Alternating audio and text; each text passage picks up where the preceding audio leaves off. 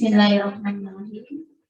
Assalamualaikum warahmatullahi wabarakatuh. Waalaikumsalam warahmatullahi wabarakatuh. Innal hamdalillah nahmaduhu wa nastaghfiruhu wa na'udzu billahi min shururi anfusina wa min sayyiati a'malina. May yahdihillahu fala mudilla lahu wa may yudlil fala hadiya lahu. Asyhadu an la ilaha illallah wa asyhadu anna Muhammadan abduhu wa rasuluh la nabiyya ba'dahu. Alhamdulillahirabbil alamin, segala puji bagi Allah yang telah memberikan nikmat iman Islam, juga nikmat sehat wal afiat, juga nikmat bermajelis ilmu, sehingga hari ini suasana kita pun cerah dan kita kehadiran banyak tamu-tamu yang mulia, tamu yang agung, juga tamu yang jauh menjadi dekat, karena kita menghadirkan khusus untuk para jamaah Kelurahan Jombang. Insyaallah. Ini kita mainnya kelurahan saja. Ya, salawat beriring salam tak lupa kita aturkan kepada junjungan kita, kekasih hati kita, pujaan hati kita, Nabi besar Muhammad Sallallahu Alaihi Wasallam. Karena atas tuntunan dan ajaran juga sunnah-sunnah dari beliau, kita dapat mengikuti aturan yang memang telah ditetapkan oleh syariat, yaitu hal-hal yang berkenaan dengan kebaikan agama. Alhamdulillah atas tuntunan dan ajaran dari beliau, kita bersemangat dan termotivasi untuk dalam banyak kebaikan, terutama dalam bermajelis ilmu. Yang kami muliakan dan kami cintai, pertama-tama ibunda saya, ibunda tercinta, datang dari jauh, dari rumah dinas beliau di Pasar Minggu. Alhamdulillah kemarin belum sempat berjumpa dan mengikuti kajian di hari Ahad kemarin, karena beliau ikut serta di Senayan ya. Kalau orang PKS tahu ya, kemarin lagi rame-rame ya. Ya, alhamdulillah beliau kemarin bersama bapak saya pergi ke Senayan, jadi tidak bisa menghadiri acara besar kemarin. Alhamdulillah Allah hadirkan beliau menemani saya hari ini, pagi-pagi datang. Ya, meskipun kecelek, dipikirnya pagi-pagi udah datang. Katanya acaranya padat sebelum. Masih ada kesempatan untuk saya bermanja-manja dulu. Alhamdulillah yang kami muliakan dan kami cintai, Ustazah kehormatan saya, Ustazah yang paling saya cintai, yang paling saya nanti-nanti kehadirannya datang jauh dari Bengkulu, khusus untuk kita semua yang hadir di sini. Jadi kemarin alhamdulillah beliau ini guru saya, guru di depan hadapan kita ini pendidikannya bukan main-mainnya teman-teman semua. Beliau ini seorang doktor, jadi kuliahnya sampai S3. Mimi sampai S berapa Ustazah? Beliau ini S1-nya di Mesir, di Kairo Mesir, di Al-Azhar Kairo Mesir. S2-nya di Universitas Islam Malaysia. S3-nya juga di Universitas Islam Malaysia. Jadi kehadiran para jamaah di sini ummahat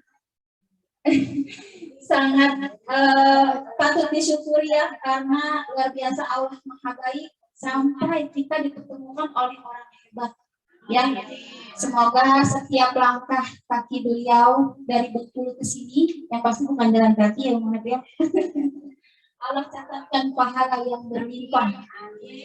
Segala kebaikan tercurah untuk beliau, juga keberkahannya sampai ke anak cucu. Amin. Alhamdulillah beliau menemani saya setiap pekannya kajian online. Jadi saya punya majelis taklim online. Nah, guru dan penasihat juga pembimbingnya adalah Ustazah Dr. Fadilah Ulfa LCMA. Jadi beliau boleh dipanggil Ustazah Fadilah, boleh juga dipanggil Ustazah Ulfa. Lebih kalau kita lebih familiarnya Ustazah Fadilah.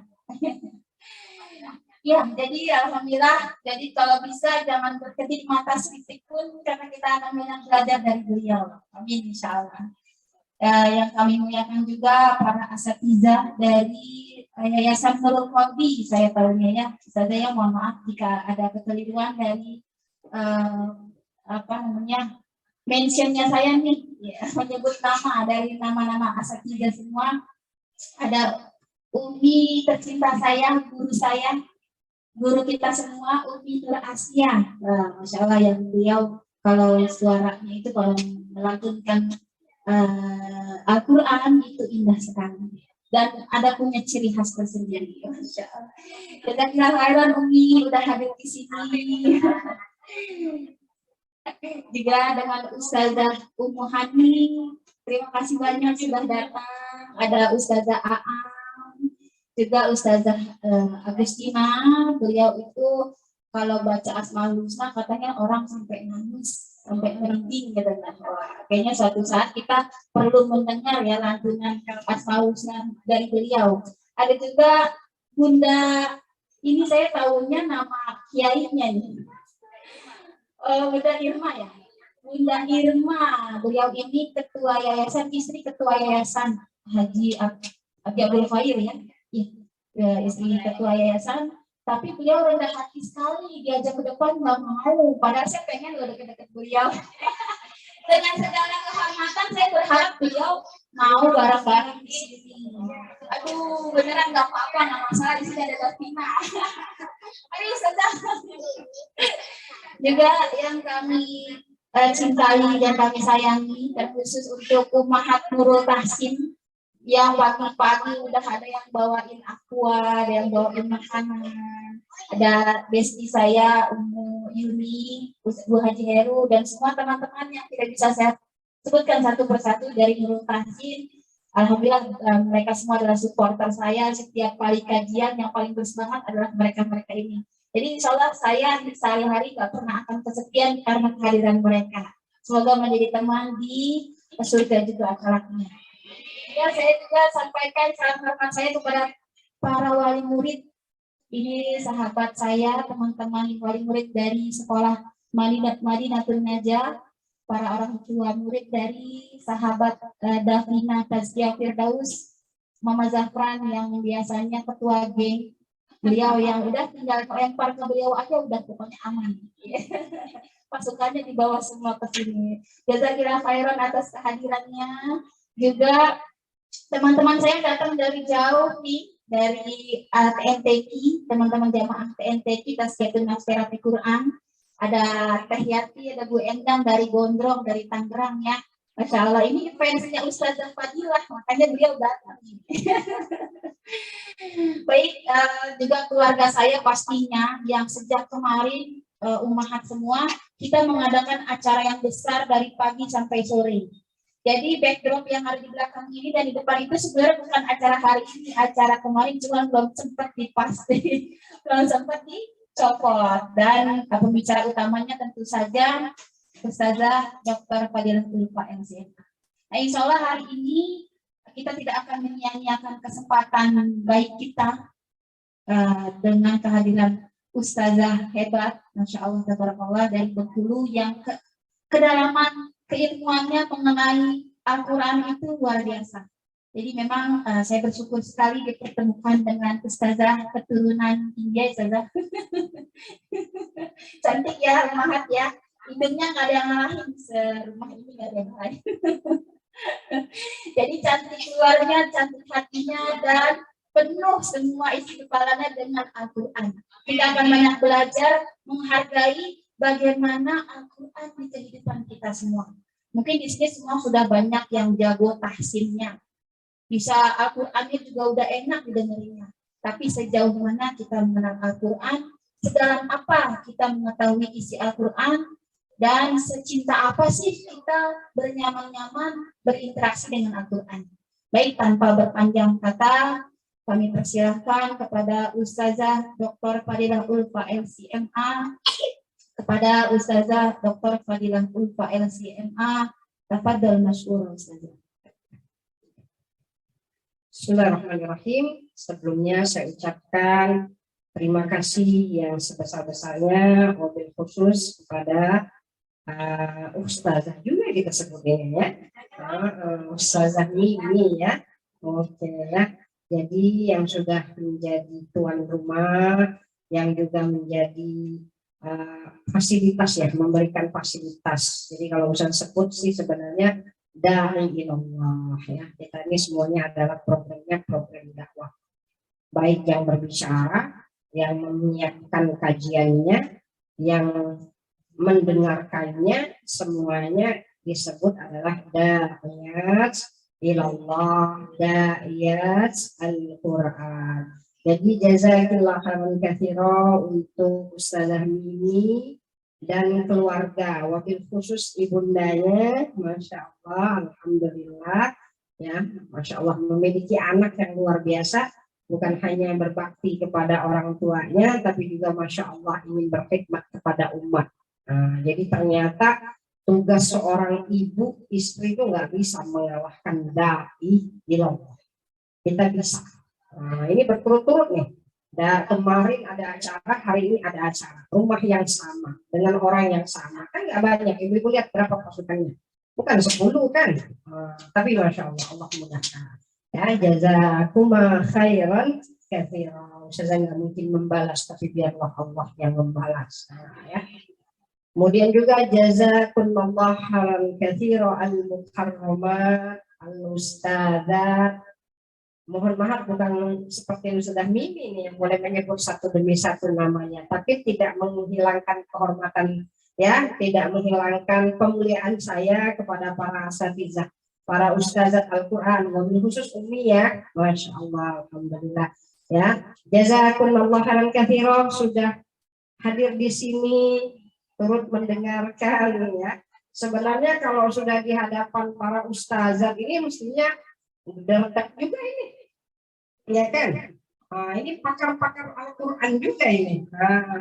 Jadi itu alhamdulillah hadza min fadli rabbi yang diucapkan Ustazah Mimi itu tidak ada apa-apanya. Ya, sedikit saja ilmu Allah yang dibagi, tapi yang sedikit mudah-mudahan boleh disampaikan.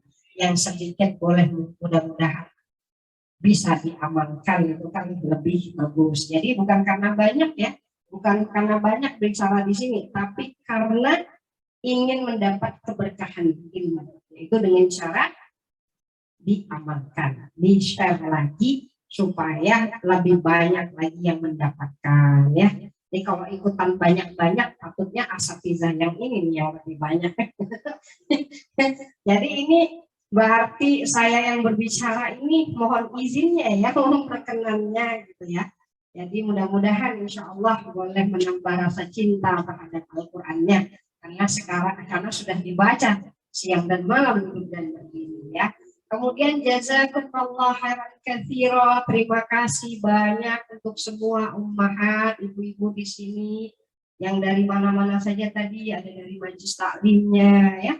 Yang di sini apa kelurahan tadi, ada majelis taklim online-nya yang menemani ustazah mungkin dari Zoom-nya ya, Satu Kafi, TNTQ dan ummahat yang lain semuanya, Ustaz juga tak boleh sebutkan satu demi satu. Mudah-mudahan kehadirannya di sini, mujahadahnya untuk sampai di sini Allah bagi dengan limpahan pahala. Amin. Allahumma amin. Insyaallah tanpa memperpanjang waktu lagi kita mulai insyaallah. A'udzubillahi minasyaitonirrajim. Bismillahirrahmanirrahim. Assalamualaikum warahmatullahi ta'ala wabarakatuh.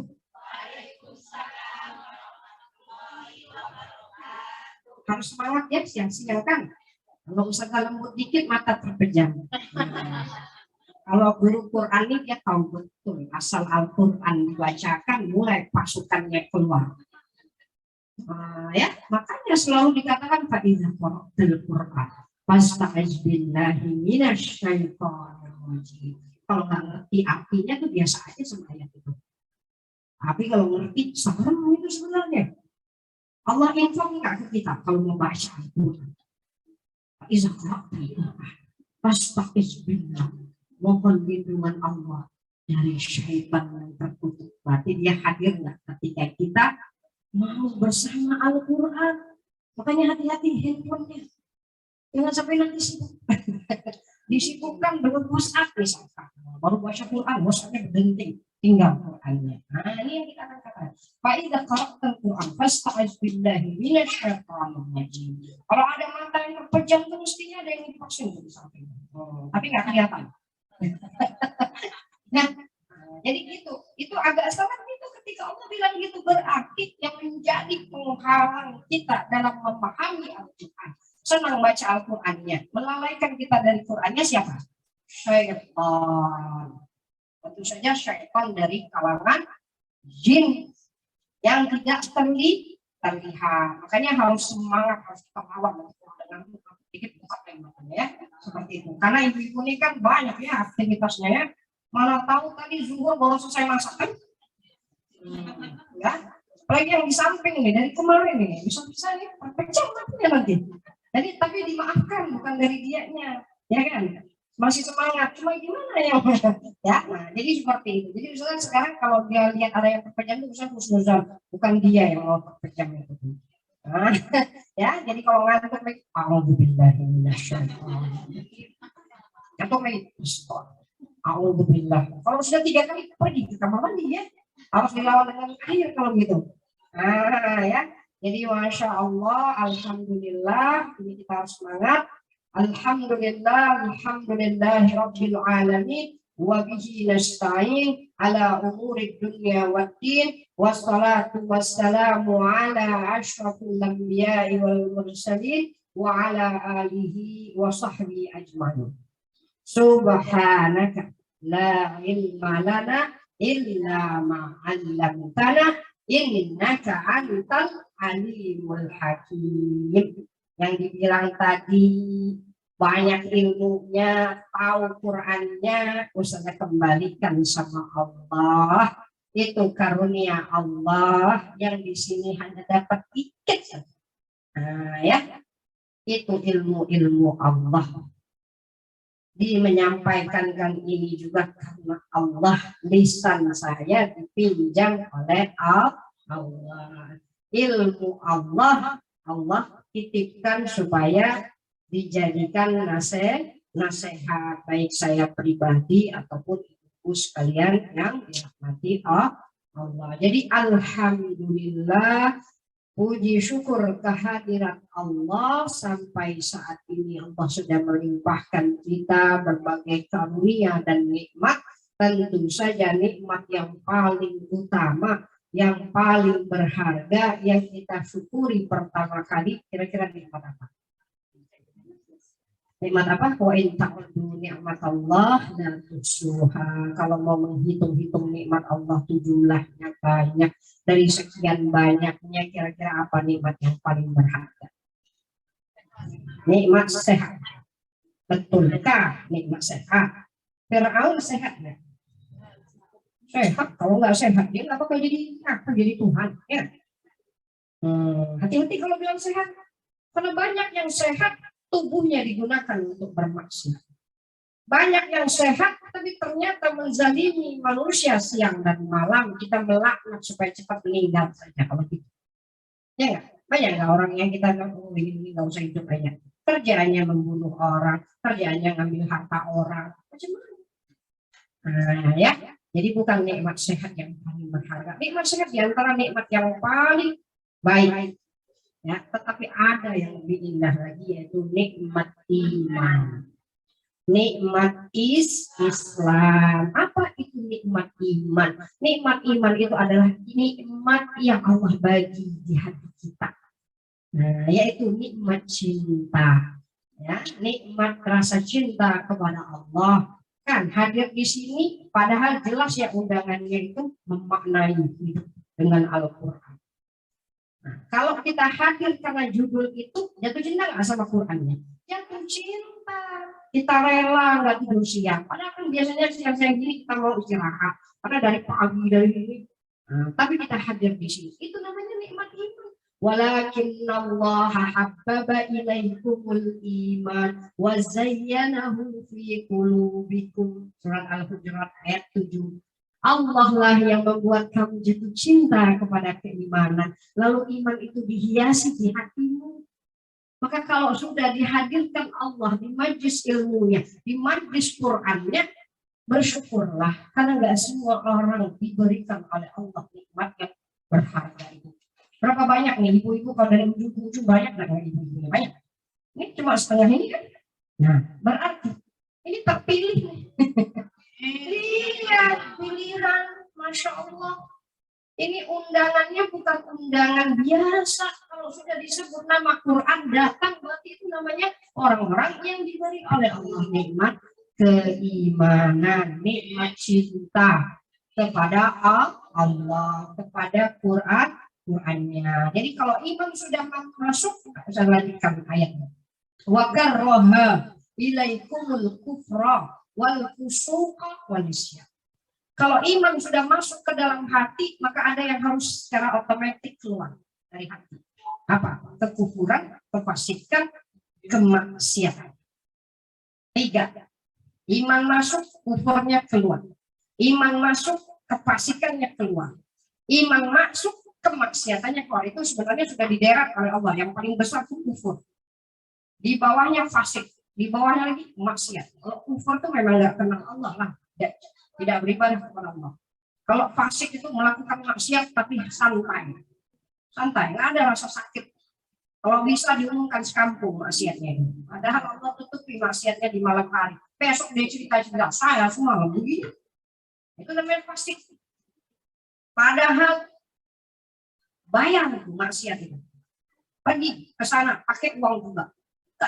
Datang untuk mendapatkan maksiat itu. Tapi giliran untuk Quran gratis dikasih makan juga enggak datang. Nah, begitu kan? Coba bayangkan, untuk urusan maksiat datang bayar.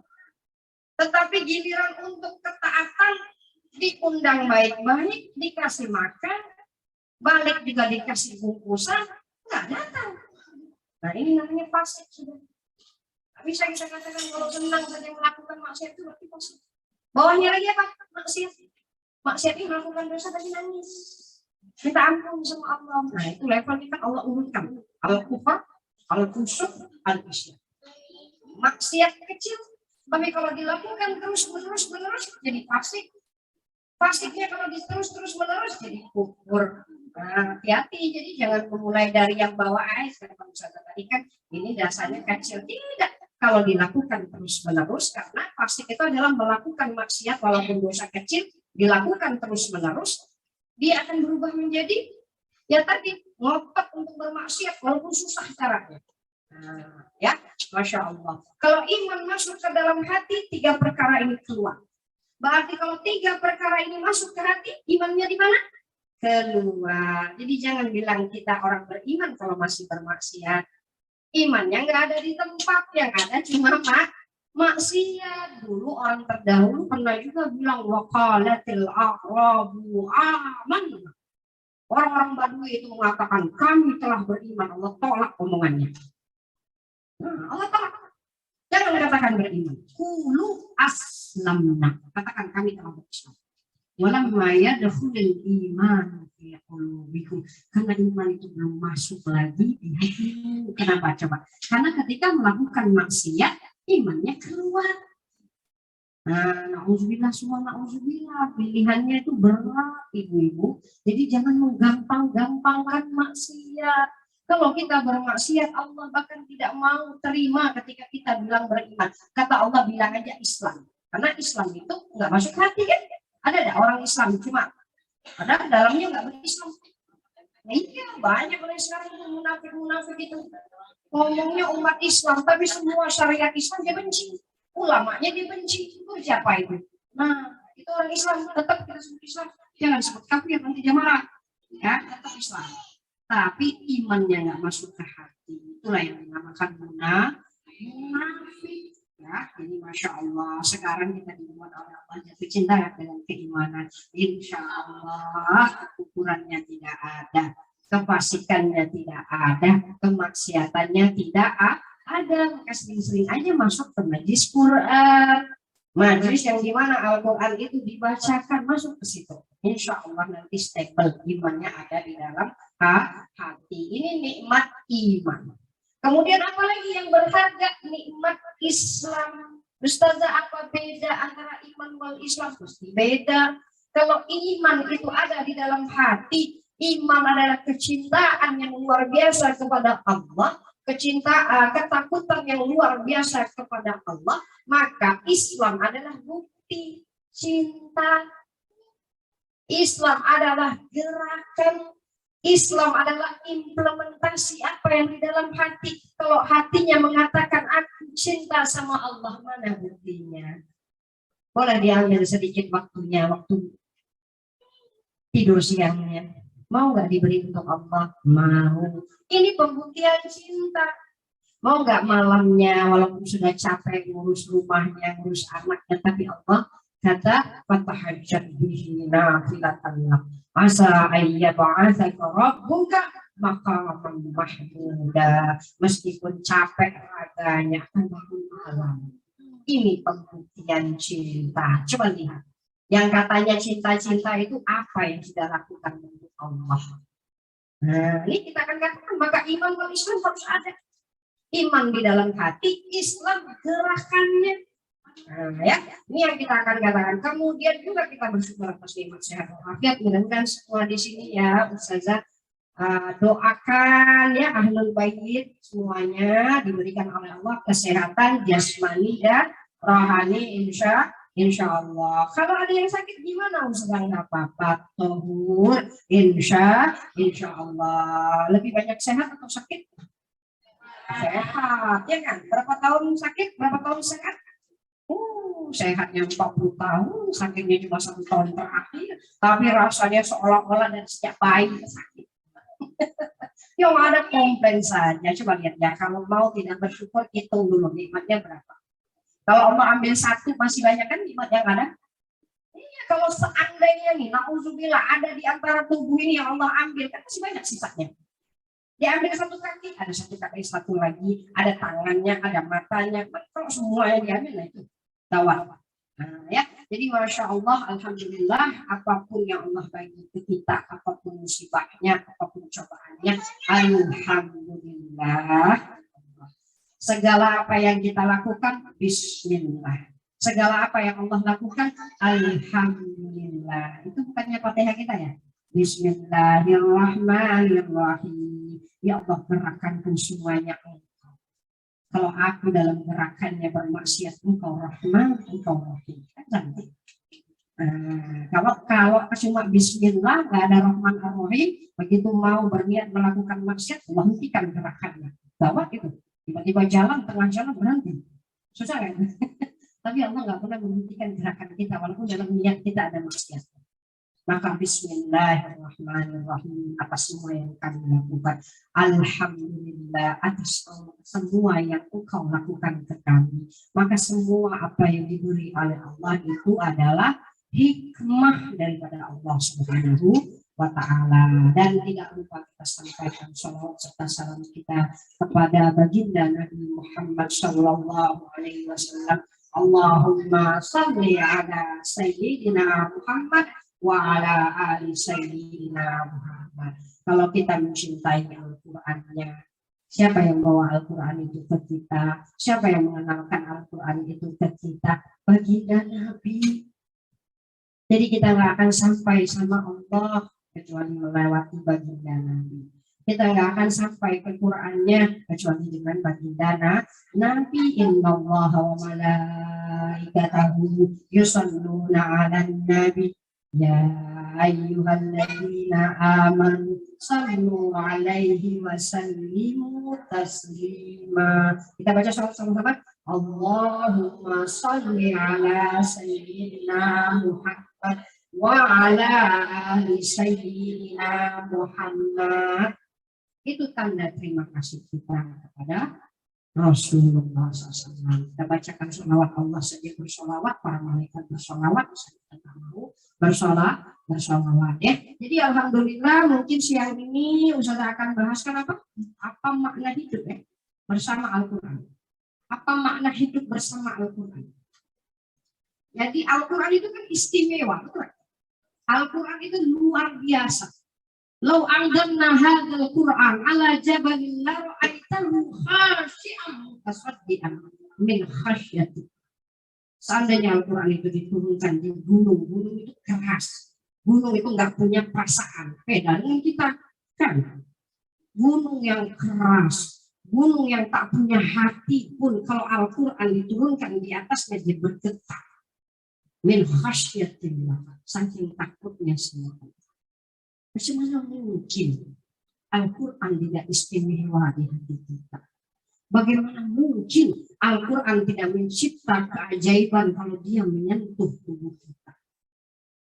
Masya Allah. Mata yang memandang Al-Qurannya pasti akan mata itu berkah. Telinga yang mendengarkan Al-Qurannya pasti mendatangkan keberkahan. Lisan yang melantunkan Al-Qurannya, hati yang memikirkan Al-Qurannya, anggota tubuh yang mengamalkan nilai Al-Qurannya. Subhanallah, Al-Quran itu istimewa. Sekarang yang kita katakan seberapa istimewa Al-Quran itu dalam hidup kita. Kalau Al-Quran sudah istimewa, semuanya tahu. Tapi bagaimana Al-Quran yang istimewa itu di dalam hidup kita? Apakah kita jadi istimewa dengan Al-Quran itu? Istimewa bersama Allah. Sejauh mana Al-Quran itu membuat kita istimewa? Tadi misalnya baru dengarkan cerita Ustazah Agustin. Oh, dia katakan subhanallah Ustazah. Al-Quran itu membuktikan anak punya sakit. Baru diceritain panjang lebar. Ustazah langsung ingat. Itu istimewa bahwa ternyata Al-Quran membuktikan bahwa kalau kita sakit, ketika dibacakan dan yakin luar biasa Allah sembuhkan. Itulah keistimewaan Al-Quran dalam hidup kita. Ibu-ibu temukan keistimewaan itu apa? Apakah diubah akhlaknya dengan Al-Quran? Apakah kalau baca Al-Quran lalu menjadi berkasih sayang? Apakah membaca Al-Quran hati terang benderang? Maka cari itu. Karena Al-Quran istimewa, mana mungkin kita tak istimewa bersama Al-Quran. Maka kita akan katakan, ada salah seorang ulama ketika berinteraksi dengan Al-Quran luar biasa. Dia katakan begini, sudah bacakan bahasa Arabnya, nanti perlahan-lahan sudah terjemahkan. Ada salah seorang mufasir itu mengatakan begini, Iza aradta an tukallimallah fa'alaika biqira'atil Qur'an. Jika kamu ingin bicara sama Allah, maka baca Al-Quran ini. Bicara sama Allah ini nggak akan mungkin bisa berkata seperti ini kecuali yang benar-benar merasai Al-Quran. Iza aradta an tukallimallah fa'alaika biqira'atil Qur'an. Kalau kamu ingin bicara sama Allah, baca Quran. Wa iza aradta an yukallimaka Allah fa'alaika bisima'il Qur'an. Tapi kalau kamu ingin diajak bicara sama Allah, maka dengarkan Al-Quran. Kalau mau bicara sama Allah, baca Quran. Kalau mau diajak bicara sama Allah, dengarkan Al-Quran. Wa iza aradta an tukallimallah wa yukallimaka Allah fa'alaika bil hudur fi majlisil Qur'an. Tapi kalau kamu ingin berbicara dan diajak bicara sama Allah, maka hadirlah di majlis Al-Qur'annya. Karena di majlis Al-Quran bukan satu arah. Ya, ada yang membaca, setelah itu dijelaskan, maka telinga kita mendengarkan, kita berdialog, kita bahas ayatnya, kita tadaburi maknanya, kita baca dengan baik dan betul semua makharijul hurufnya dan lain sebagainya. Maka Masya Allah, beginilah sebenarnya berinteraksi dengan Al-Quran, maka kita akan merasa istimewa bersama Al-Quran. Ada juga ulama yang mengatakan segala sesuatu kalau sudah bersentuhan dengan Al-Quran istimewa. Istimewa. Kita coba dulu. Siapa nabi yang diberikan Al-Quran? Baginda Nabi Muhammad SAW. Beliau punya gelar Sayyidul Awwalin wal Akhirin. Nabi itu ketika Allah beri Al-Quran, Nabi menjadi penghulu orang yang awal dan orang yang terakhir. Yang paling awal Nabi Adam.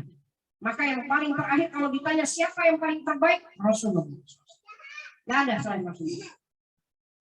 Di antara Nabi, Rasulullah yang paling terbaik. Ini kita akan katakan. Kenapa Nabi begitu istimewa? Karena Nabi membawa Al-Quran. Siapa malaikat yang paling istimewa? Ibu-ibu, malaikat Israel kan? Malaikat apa yang paling dikenal, populer namanya? Pasti nggak akan ada yang nggak kenal kalau disebut nama itu. Malaikat apa? Malaikat Jibril. Ada yang nggak kenal malaikat Jibril di sini? Dikit-dikit malaikat Jibril, dikit-dikit malaikat Jibril. Malaikat yang paling istimewa adalah malaikat Jibril. Disebut apa? Sayyidul Malaikah, penghulu para malaikat. Kenapa? Coba, malaikat Jibril itu begitu istimewa karena dia yang menjadi wasilah turunnya Al-Quran. Nabinya istimewa karena Al-Quran. Malaikatnya istimewa karena Al-Quran. Apalagi yang istimewa karena Al-Quran? Bulan Ramadan. Bulan Ramadan enggak ada istimewanya.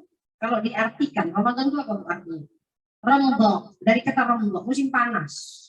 Kita puasa, bukan karena namanya Ramadan, pasti musim panas. Masa kita mau puasa di musim panas? Nah, bukan itu alasan kita berpuasa. Al-Quran diturunkan di bulan Ramadan. Maka Ramadan melejit namanya menjadi bulan yang paling istimewa. Ibu-ibu, biasanya ibu-ibu kajian ini tahu kan 4 bulan yang istimewa itu apa? 4 bulan suci itu apa? Mulai dari Zulqa'dah, Zulhijjah, Rajab, Zulqa'dah, Muharram, Rajab. 4 bulan suci kan nanti kalau kita ketemu bulan suci biasanya kita suka buat amalan-amalan yang terbaik karena dilipat kali gandakan Allah. Pahala amalan yang dilakukan di bulan-bulan suci. Adakah nama Ramadan dari 4 ini? Tidak ada. Mana ada? Kan Zulqa'dah, Zulhijjah, Muharram. Ngapalnya gitu ya. Salasun mutawaliyah. 3 bulan datangnya berturut-turut. Jadi senang ibu-ibu kalau ngapalin bulan suci.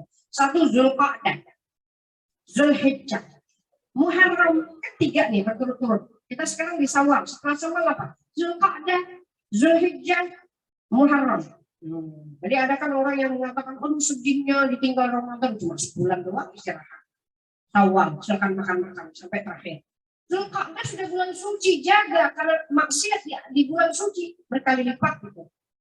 Tidak sama dosanya dengan dosa yang di bulan yang dia biasa. Maka Allah mulai mengetatkan lagi di Zulqa'dah, Zulhijjah, Muharram sama Rajab. Ramadan enggak ada.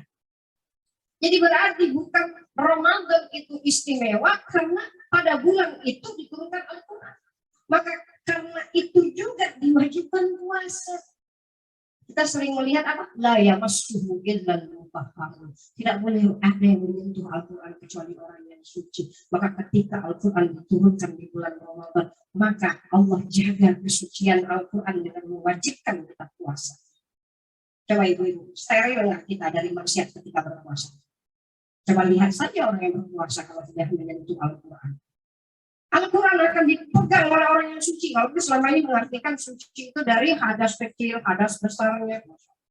Yang paling terpenting adalah ketika Al-Quran diturunkan, kita diwajibkan puasa, maka dari sejak subuh sampai menjelang maghrib, Allah jaga kita untuk tidak bermaksiat. Kenapa? Karena mereka akan memegang Al-Quran di bulan Ramadan. Masya Allah. Demi untuk mempersiapkan turunnya Al-Quran, Allah wajibkan kita puasa sebulan penuh. Maka perhatikan kita di bulan Ramadan, matanya tidak melakukan maksiat, makanya makan minum ya ibu. Kalau ternyata makan sudah puasa masih nonton Korea, masih nonton drama, sama aja itu puasanya. Ya, kalau di bulan puasa masih juga bicara tentang keburukan orang lain, ngobrol sepanjang itu, maka lihat orang-orang berpuasa lihat, selalu kalau diajak ngobrol nanti masih fokus ke Quran. Ini yang kita akan katakan. Maka Ramadan istimewa karena Al-Quran diturunkan. Maka Ramadan meskipun dia tidak termasuk dari 4 bulan yang suci, tapi kesucian Ramadan melebihi 4 bulan yang suci. Masya Allah. Karena Al-Quran. Jadi nabinya istimewa karena Al-Quran. Malaikatnya istimewa karena Al-Quran. Lagi. Bulannya istimewa karena Al-Quran. Malam apa yang paling istimewa? Malam Lailatul Qadar. Masya Allah, berapa nilainya? Khairum min alfi syahr. Berapa itu ibu-ibu kalau dihitung umur kita? 84 tahun. Ya, Rasulullah tuh pernah satu ketika baca Quran, lalu Rasulullah menangis. Kenapa Rasulullah menangis? Karena ternyata di dalam Al-Qurannya bercerita tentang Nabi Allah Nuh alaihi salam. Nabi Allah Nuh alaihi salam berdakwah 1000 tahun kurang 50. Ibu itu berapa 1000 tahun kurang 50? 950 tahun berdakwah. Usaha-usaha di sini sudah sampai berapa tahun berdakwah?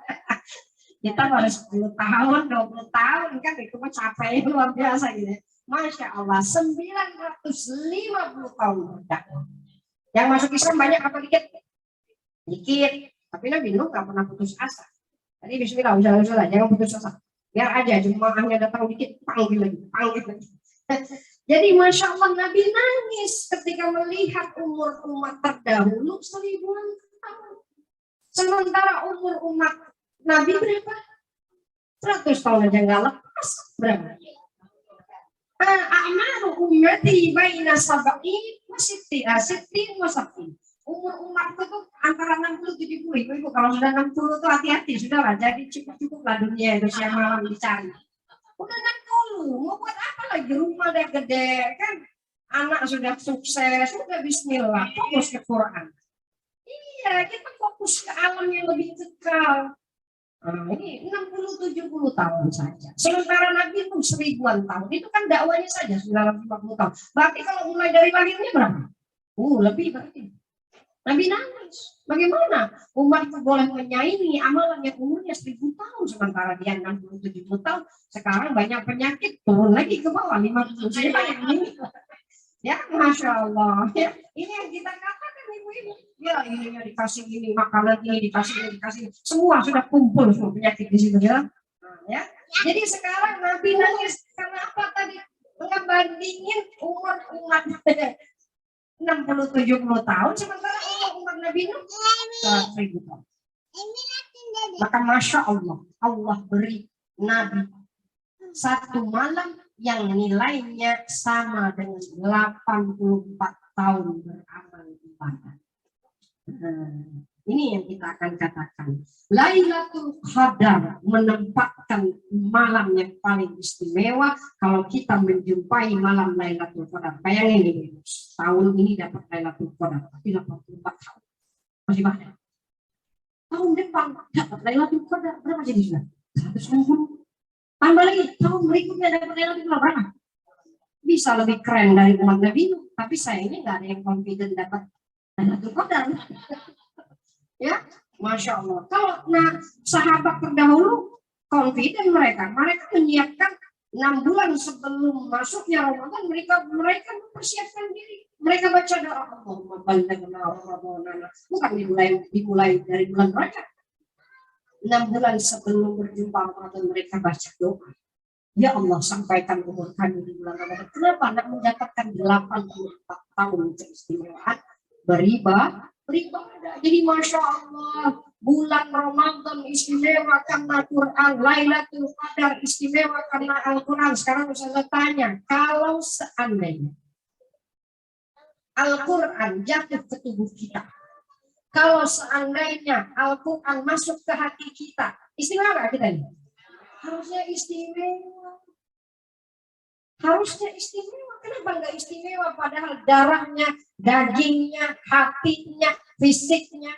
Kalau nggak istimewa berarti apa yang terjadi? Al-Qur'annya hanya di lisan. Nggak sampai kepada amal perbuatan. Jadi kalau Al-Quran bicara seolah-olah ayat itu bukan untuk dia. Untuk Nabi. Ya. Padahal jelas ayatnya wailul likulli humazatin lumazah. Padahal sebelum baca ayat itu setelah itu bicarain orang lain. Nah berarti dianggapnya humazah itu bukan untuk dia. Nah ini berarti ada yang salah dalam interaksi dengan Al-Quran. Makanya kita akan katakan kita tidak istimewa. Maka harusnya siapapun yang bersentuhan dengan Al-Quran pasti istimewa. Makanya di dalam sebuah hadis disebutkan khairukum man ta'allama al-Qur'an wa 'allamahu. Sebaik-baik kamu bukan yang paling banyak hartanya. Sebaik-baik kamu bukan yang paling cantik wajah. Sebaik-baik kamu adalah yang belajar, mengajar Al-Quran. Makanya kalau tidak menyentuhkan hati kita, anggota tubuh kita dengan Al-Quran, maka kita jangan bilang kita itu istimewa. kita biasa. Nggak ada yang berharga dalam hidup kita kalau Al-Quran tak ada sama kita. Ibu-ibu perhatikan, anak-anak itu harus disembuhkan dengan Al-Quran.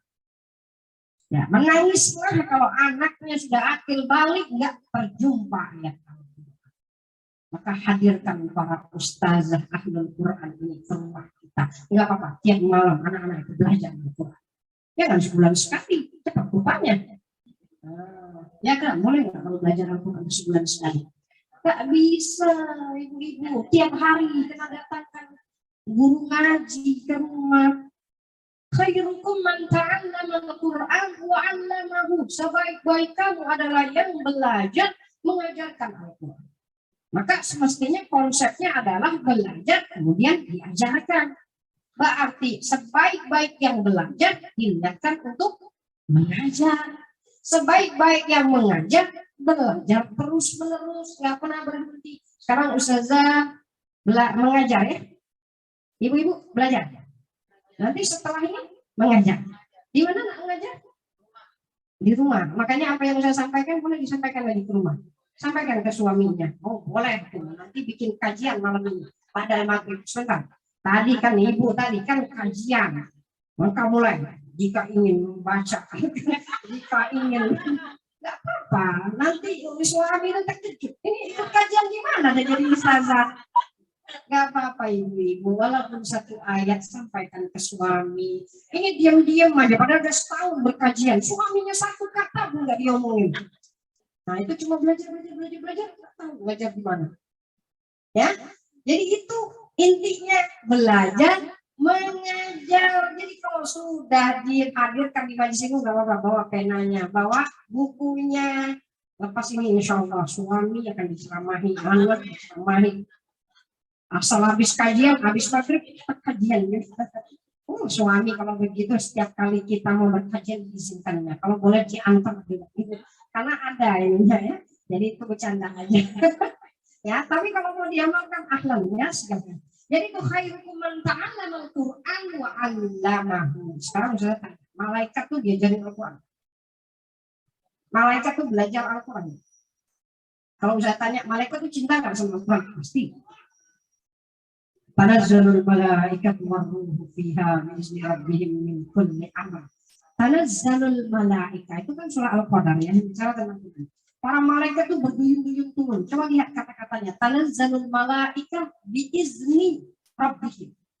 Malaikat itu turun pada malam Lailatul Qadar dengan izin Tuhan mereka, bukan dengan perintah. Kalau perintah berarti kata Allah turun semuanya. Tapi biizni rabbihim berarti dengan izin. Mereka minta izin enggak? Minta izin sama Allah. Kenapa mereka jatuh cinta dengan Al-Quran? Ya Allah izinkan kami meramaikan buminya. Karena saat ini adalah Lailatul Qadar. Semua ahli bumi membaca Al-Quran. Izinkan kami wahai Allah untuk turun. Berarti perlu izin. Berarti mereka begitu mencintai Al-Quran. Masalahnya mereka enggak belajar mengajar Al-Quran. Makanya setiap kali ada majlis Quran, setiap kali Al-Quran dibacakan, mereka yang pertama datang nggak? Sekarang ini sudah dipenuhi oleh malaikat nggak tempat kita? Ini nggak kelihatan aja ini. Seandainya orang-orang bisa melihat malaikat, penuh majlis ini. Lebih penuh daripada majlis apa yang bikin rame-rame ini? Orjen Tuhan kan? Ya, nah ini yang kita kan sayangnya nggak terlihat malaikat itu. Malaikat itu minur dari cahaya, dia tidak menempati tempat. Kalau dia hadir di rumah ini, ibu-ibu, Allahu alam berapa jumlah mereka. Maka rumah yang dijadikan kajian, rumah yang dibacakan Al-Quran, malaikat masuk di seluruh rumah ini. Apa enggak berkah? Ya, kacamata manusia, ini nyediain makannya, ini habis banyak, jangan di situ yang dilihat. Tapi berapa banyak jutaan malaikat di rumah ini. Masya Allah. Malaikat kalau datang bukan bawa makanan. Kita kalau bawa makanan. Malaikat kalau datang bawa ketenangan. Nah, sudah bacakan ayat yang menjadi favorit para majlis ilmu apa? Ma ijtama'a qaumun fi baitin min buyutillah yasluna kitaballah wa yatadarasuna bainahum illa nazalat alaihimus sakinah wa ghasyiyatuhumur rahmah. Tidak ada satupun rumah daripada rumahnya Allah. Iza ma'istama'akum, tidak berkumpul satu kaum di salah satu rumah Allah, di mana di dalamnya mereka membaca, belajar Al-Quran, kecuali perkumpulan itu dikelilingi para malaikat. Dan malaikat kalau datang membawa ketenangan, sakinah, rahmah. Ini kita katakan, kenapa tadi malaikat asal disebut Al-Quran langsung datang? Karena dia nggak bisa buat majelis ilmu sendiri. Kalau nggak tuh dia buat sendiri. Jadi berarti yang diajarin Al-Quran siapa? Cuma manusia. Maka kita akan masuk kepada surah Ar-Rahman. Ar-Rahman, 'allamal Qur'an, khalaqal insan. Nah, sampai situ jadinya. Ya. Ar-Rahman, yang berkasih sayang, yang mengajarkan Al-Quran, yang mencipta manusia. Oke, 3 ayat kita kunci. Saya mau dikit saja mentadaburi ayat. Ar-Rahman, 'allamal Qur'an, khalaqal insan. Yang berkasih sayang, yang mengajarkan Al-Quran, yang mencipta manusia. Ibu-ibu, sekarang kita mulai berpikir.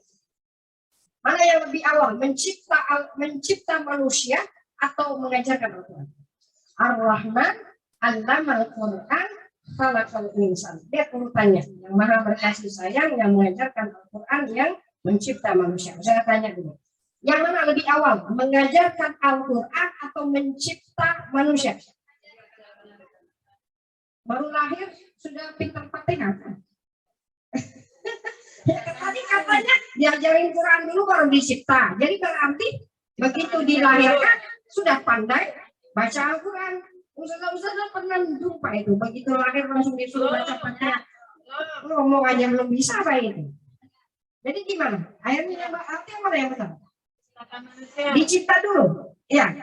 Berarti dicipta dulu baru diajarin Quran. Kalau kita balik ayatnya. Ya, gimana? Kalau kita balik, Ar-Rahman, khalaqal insan, Allah siapa kita yang mau mengedit Al-Qurannya? Ya, kita nggak punya kapasitas. Tapi yang diminta oleh Allah, kenapa nggak berpikir ketika Allah ngebalik ayat itu? Ya, mestinya kita tanya, wahai Allah, mestinya kami dicipta dulu baru diajarin Al-Quran. Lalu kenapa di dalam ayat ini engkau mendahulukan pengajaran Al-Quran daripada penciptaan? Ada nggak rahasianya? Ada nggak pesan Allah di situ? Itu yang mau kita tadaburi. Makanya selalu Allah katakan, apalah ayat tadabbarun Al-Quran. Wahai pembaca Al-Quran siang dan malam, duduk dan berdiri. Apakah tidak pernah memikirkan ayat-ayat Al-Quran itu? Dan lagi, am ada qulubin aqfaluha. Hatinya ada kuncinya, ada gemboknya. Baca Al-Quran tapi nggak paham. Baca Al-Quran bahkan terjemah saja tidak tahu. Makanya kalau ayat Al-Quran yang bicara tentang neraka, padahal dahsyat luar biasa, dia sendiri juga masih nggak tahu artinya ternyata. Ya, Masya Allah. Ini yang kita katakan. Jadi sekarang kita tanya, berarti yang mana yang betul? Kita tahunya dicipta dulu baru diajarin Al-Quran, tapi ayat yang kebalik. Masya Allah. Ini namanya mendahulukan yang istimewa dari yang biasa. Memang betul ibu-ibu, sepatutnya adalah dicipta dulu baru diajarin Al-Quran. Tetapi Allah memajukan pengajaran Al-Quran dari penciptaan. Kenapa? Karena pengajaran Al-Quran itu istimewa. Penciptaan itu biasa. Oke, kita akan cek ya penciptaan. Kalau kita katakan, kita ini manusia. Kita ini istimewa. Kenapa? Karena kita sudah dicipta. Ya kodok juga dicipta, ibu. Sama nggak dengan kodok kita kalau cuma sama mencipta? Allah juga mencipta kodok. Allah juga mencipta cicak. Apa istimewanya kita dengan cicak? Kalau cuma mau dibandingkan dengan dia sudah dicipta, aku dicipta. Ini kalau cuma birthday, aku tarikh lahir ya. Apa yang istimewa nanti cicak juga mau birthday? Tapi dia nggak bisa tiup-tiup dan bikin cake kan? Jadi kita akan katakan apa istimewanya dicipta oleh Allah. Berarti apa istimewanya hidup itu? Kita hidup, kambing pun hidup. Tambah lagi misalnya, saya kerja di sini, saya kan kerja di sini dapat gaji sekian. Ya sama juga Bu, ayam juga keluar rumah cari makan terus balik bawa. Nah itulah bedanya kita sama hewan itu kan, dia nggak bisa saving sampai 7 turunan.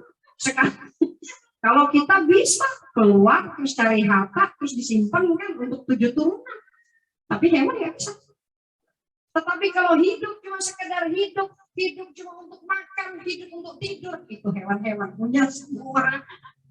Ya, siapa yang membanggakan, oh saya kerja di sini dapat segini, rumah. Sama, di luar sana makhluk Allah semuanya juga cari makan, lalu tenang-tenang. Kalau hidup sekedar hidup, tidak bersentuhan dengan Al-Quran, apa artinya hidup kita ini? Perhatikan ya, tadi kodok dicipta, cicak dicipta, ya. Sekarang saya tanya, kodok diajarin Quran nggak? Ya nanti kalian terkejut kalau ternyata kodok diajarin Quran, ya.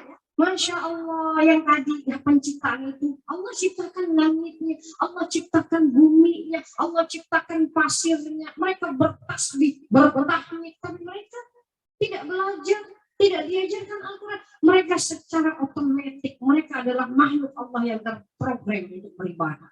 Tapi kalau kita belum terprogram, kalau nggak belajar kita nggak jatuh cinta. Kalau nggak jatuh cinta kita nggak belajar Al-Qurannya. Ya kan? Berarti Allah memajukan yang istimewa. Berarti pengajaran Al-Quran itu hanya milik manusia. Ar-Rahman, Allamal Quran, khalaqal insan. Maka karena pengajaran Al-Quran itu tidak diberikan kepada yang lain, maka Allah majukan pengajaran Al-Quran daripada penciptaan. Berarti artinya apa? Kalau hidup sekedar hidup, tidak bersentuhan Al-Quran, maka apalah artinya hidup kita ini? Masya Allah, gak berharga ibu-ibu di mata Allah. Orang yang tubuhnya tidak dibacakan Al-Quran seperti apa? Kalbaitil kharab. Rumah yang tidak dibacakan Al-Quran juga kalbaitil kharab. Rumah berhantu, rumahnya besar tapi tidak ada yang baca Al-Quran. Sebenarnya, kenapa? Kalau kita belajar Al-Quran, kalau kita membaca Al-Quran, setannya menghilang. Kalau kita tak bersama Al-Quran, setannya jadi kawan. Cuma pilih dua, bersama Al-Quran setan menghilang, tidak bersama Al-Quran setan jadi kawan. Makanya orang-orang yang tidak bersembunyi. Sekarang saya katakan, sholat itu ada nggak Qurannya? Di sholat ada nggak Qurannya? Pasti ada kan?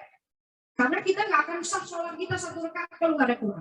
Kalau ada orang yang nggak sholat ini, di mana letak Quran dalam tubuhnya? Kita mungkin malas lah, nggak saja mungkin kita pernah malas baca Quran. Tapi masih bisa tertutupi karena kita sholat. Berarti dalam gerakan kita masih ada Qurannya. Nah kalau nggak sholat ibu, makanya lihat aja kan, kalau yang nggak sholat apa yang boleh dia buat? Mengerikan. Jadi kawan setan. Setan itu ada dua, setan dari kalangan jin, ada setan dari kalangan manusia. Maka orang yang tidak bersama Al-Quran, hidupnya sama sekali kering kerontang dengan Al-Quran, itu kita takutkan, maka akan didekati oleh syaitan. Ya, jadi itu berarti Allah memajukan pengajaran Al-Quran, berarti memajukan yang istimewa daripada yang biasa. Maka dibalik ayatnya, berarti ada pesannya. Kemudian kalau kita katakan tadi, yang Al-Quran itu istimewa luar biasa, maka adab membaca Al-Quran siapa yang menentukan? Allah. Kita kalau baca Quran apa adabnya? Suci, terus apa lagi? Wudhu, terus apa lagi? Menghadap kiblat, terus apa lagi? Menutup aurat, itu kan adab yang diatur oleh para ulama. Kan sekarang ada nggak adab yang diatur langsung oleh Allah? Kalau baca Quran apa yang Allah suruh? Isti'adzah, baca isti'adzah. Berarti ada dua. Ketika berhadapan dengan Al-Quran, maka ada dua adabnya. Satu, al-isti'adzah an-nafsi. Persiapkan hati dulu. Dengan apa? Membaca isti'adzah. A'udzubillahi minasyaitonirrajim. Karena setan selalu mengganggu kita dari bacaan Al-Quran, maka persiapkan hati, minta perlindungan Allah dari gangguan mereka. Bukan hanya itu, Bu. Kalau kita mau berhadapan dengan Al-Quran, keluarkan aura-aura negatifnya. dengan membaca isti'adzah.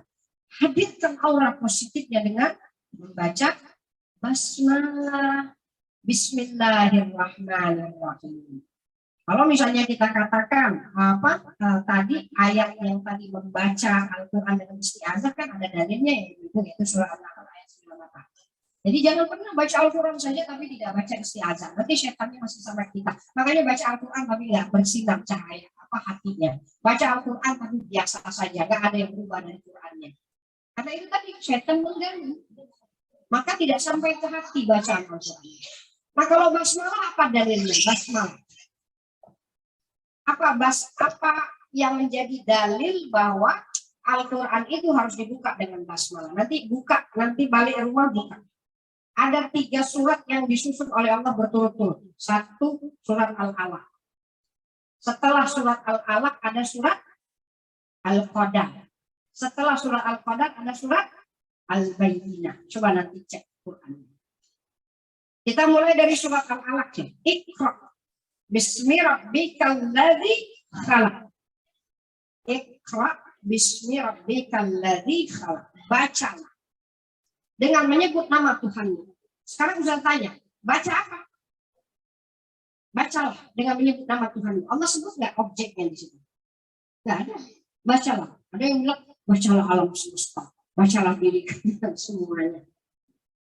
Makanya kalau kita nggak tahu munasabat antar surat, kita nggak akan bisa menebak Allah suruh baca apa di situ. Perhatikan, setelah surat Al-Alaq ada surat Al-Qadar. Inna anzalnahu fi lailatul qadar. Jadi kalau Allah katakan Iqra, kalau kita bertanya sama Allah, ya Allah, apa yang harus kami baca? Engkau tak menyebutkan di dalam Quran, maka selepasnya ada surah Al-Qadar. Inna anzalnahu fi lailatul qadar. Berarti seolah-olah Allah berkata, bacalah apa yang kami turunkannya pada malam Lailatul Qadar. Nanti sampai di sini kita masih nanya lagi, wahai Allah, apa yang turun pada malam Lailatul Qadar? Maka dijawab dengan surat Al-Bayyinah. Rasulun minallahi yatlu suhufan mutahharah fiha kutubun qayyimah. Ada rasul yatlu membacakan suhufan mutahharah, lembaran-lembaran yang suci yang di dalamnya ada topik-topik yang berharga. Apa lembaran suci yang punya topik yang berharga kecuali Al-Quran? Berarti Iqra di situ apa maksudnya? Bacalah Al-Quran bismi rabbika, dengan nama Tuhanmu. Maka ini menjadi dalil kalau baca Al-Quran, baca isti'adzah, baca basmalah.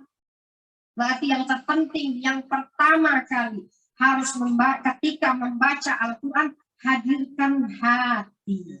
Ibu-ibu. Kalau mau belajar Quran, hatinya dulu yang hadir. Kalau bermajlis Al-Quran, hatinya nggak hadir di sini. Hadir, berarti kalau di sini sudah stop bicara manusianya. Fokuskan dengan apa yang dibicarakan. Itu namanya menghadirkan hati. Karena apa? Kita berhadapan dengan ayat-ayat Allah, bukan ayat-ayat manusia. Maka yang lebih penting, tadi menutup aurat iya, tapi itu aturannya dari ulamanya. Tetapi yang langsung dari aturan Allah baca isti'adzah wal basmalah. Berarti Allah ingin mengatakan apa? Hadirkan hati ketika baca Al-Quran, maka Al-Quran akan menjadi mukjizat bagi tubuh kita. Al-Quran akan menjadi mukjizat bagi kehidupan kita. Maka semakin dibaca, semakin bermakna hidupnya. Nah tadi, kalau misalnya kita katakan, sebenarnya isti'adzah wal basmalah itu adalah surat-surat perlindungan, ayat perlindungan. Kalau kita katakan isti'adzah itu ayat perlindungan. Basmalah juga ayat perlindungan. Berarti isti'adzah wal basmalah adalah ayat-ayat perlindungan untuk gangguan syaitan. Sekarang saya tanya, apa sih yang diperbuat syaitan ketika kita bersama Al-Quran? Nah, ini tadi kan tadi sudah intro ya, serem loh, serem. Kalau tahu bahwa mereka hadir juga di sini. Nggak bisa. Sudah kusuk-kusuk dari awal. Tiba-tiba kawan sebelahnya ngajak ngobrol, lupa sama ustazah. Tadi kita masa apa setelahnya? Wah, makanya hati-hati ibu-ibu. Kalau sudah di bermajlis semua itu sudah pagari dengan isti'adzah. Jadi jangan ada yang ngajak bicara. Karena kita bukannya mudah untuk sampai ke sini. Mungkin dia juga ikat kaki kita. Nggak usah pergi ke majlis itu. Apalagi tadi kan hujan, pasti banyak nggak datang. Mau saja. Kita tadi udah maksa-maksa nyampe di sini, masih diajak ngobrol. Ya, makanya itu yang kita katakan berarti Ustazah nggak nyalain yang ngajak ngobrol ya. Nanti Ustazah ini minder saya, padahal tadi penting Ustazah. Enggak, Ustazah mau nyalahin itu loh, yang bisa membuat kok ada obrolan enak di tengah majelis ilmu. Padahal kan suaranya kedengeran ya. Kedengeran sampai Ustazahnya pun tahu siapa yang bicara. Tapi masih ada Ustazahnya kencang bicara, tambah lagi jemaahnya bicara lebih kencang. Kan gitu kalau di majelis ilmu ya. Iya nggak? Bukan. Oh, kalau ibu sini enggak. Dari tadi misalnya lihat khusyuk. Itu kajian di tempat lain ya kayak gitu. Ya, gitu. Itu jadi syaitan tuh kan mencari cara bagaimana bahkan kalau hadir di majelis ilmunya nggak fokus ke Qur'annya. Makanya Allah bilang hadirkan hati, minta sama aku.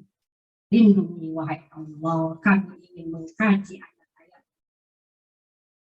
Beri kami perbantuan wahai Allah, setiap kata dari ayat-Mu mengubah hidup kami, mengubah akhlak kami. Kita ingin dapat syafaat daripada Al-Quran, maka benar-benar harus terlindungi. Sekarang kalau saya tanya, apa gangguan setan? Kita akan tahu nih trik mereka. Satu, Al-Quran, gangguan setan di dalam membaca Al-Quran adalah satu, melalaikan dari bacaan Al-Quran. Makanya nanti kita akan lihat ada musik yang lebih indah dari Al-Quran.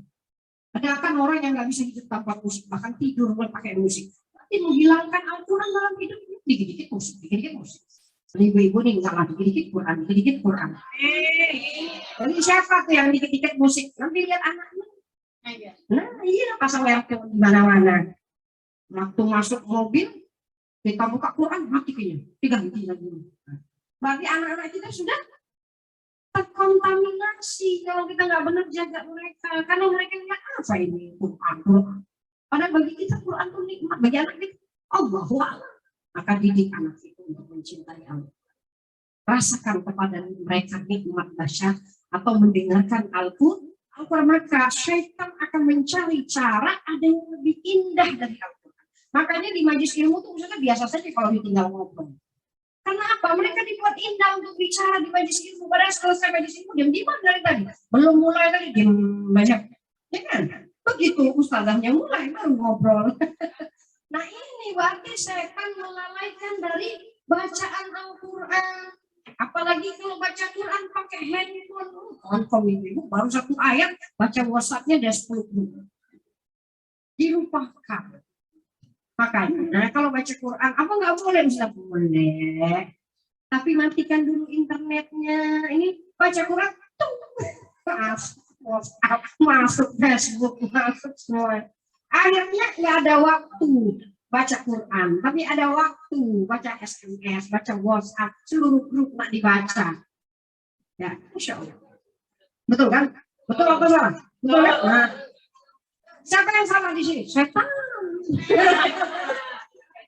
Nanti dia marah di sini. Enak aja dari tadi saya yang disalahin, tapi nggak apa-apa. Emang itu kerjaan mereka, Pak. Kan jadi nggak tersinggung kan ya. Kita salahin setan aja dah kalau gitu ya. Satu, dilalaikan dari bacaan Al-Quran. Tapi nanti kan ibu-ibu ini kan keren kan, harus kata kita paksa baca Al-Quran. Oh, baca Al-Qurannya dipaksa. Makanya kita terapi nanti di rumah. Anak-anak pokoknya habis maghrib jangan ada yang buka handphone, jangan ada yang buka TV. Baca Quran sampai isya. Untuk memaksa. Setan masih senyum-senyum dia biar sendiri baca terus. Tapi dia tuh kan nggak pernah tahu bacaan itu artinya apa. Biar aja dia siang baca Quran kata setan. Nanti kita curi pahala mereka. Aman aja kita, kalau yang baca nggak ngerti.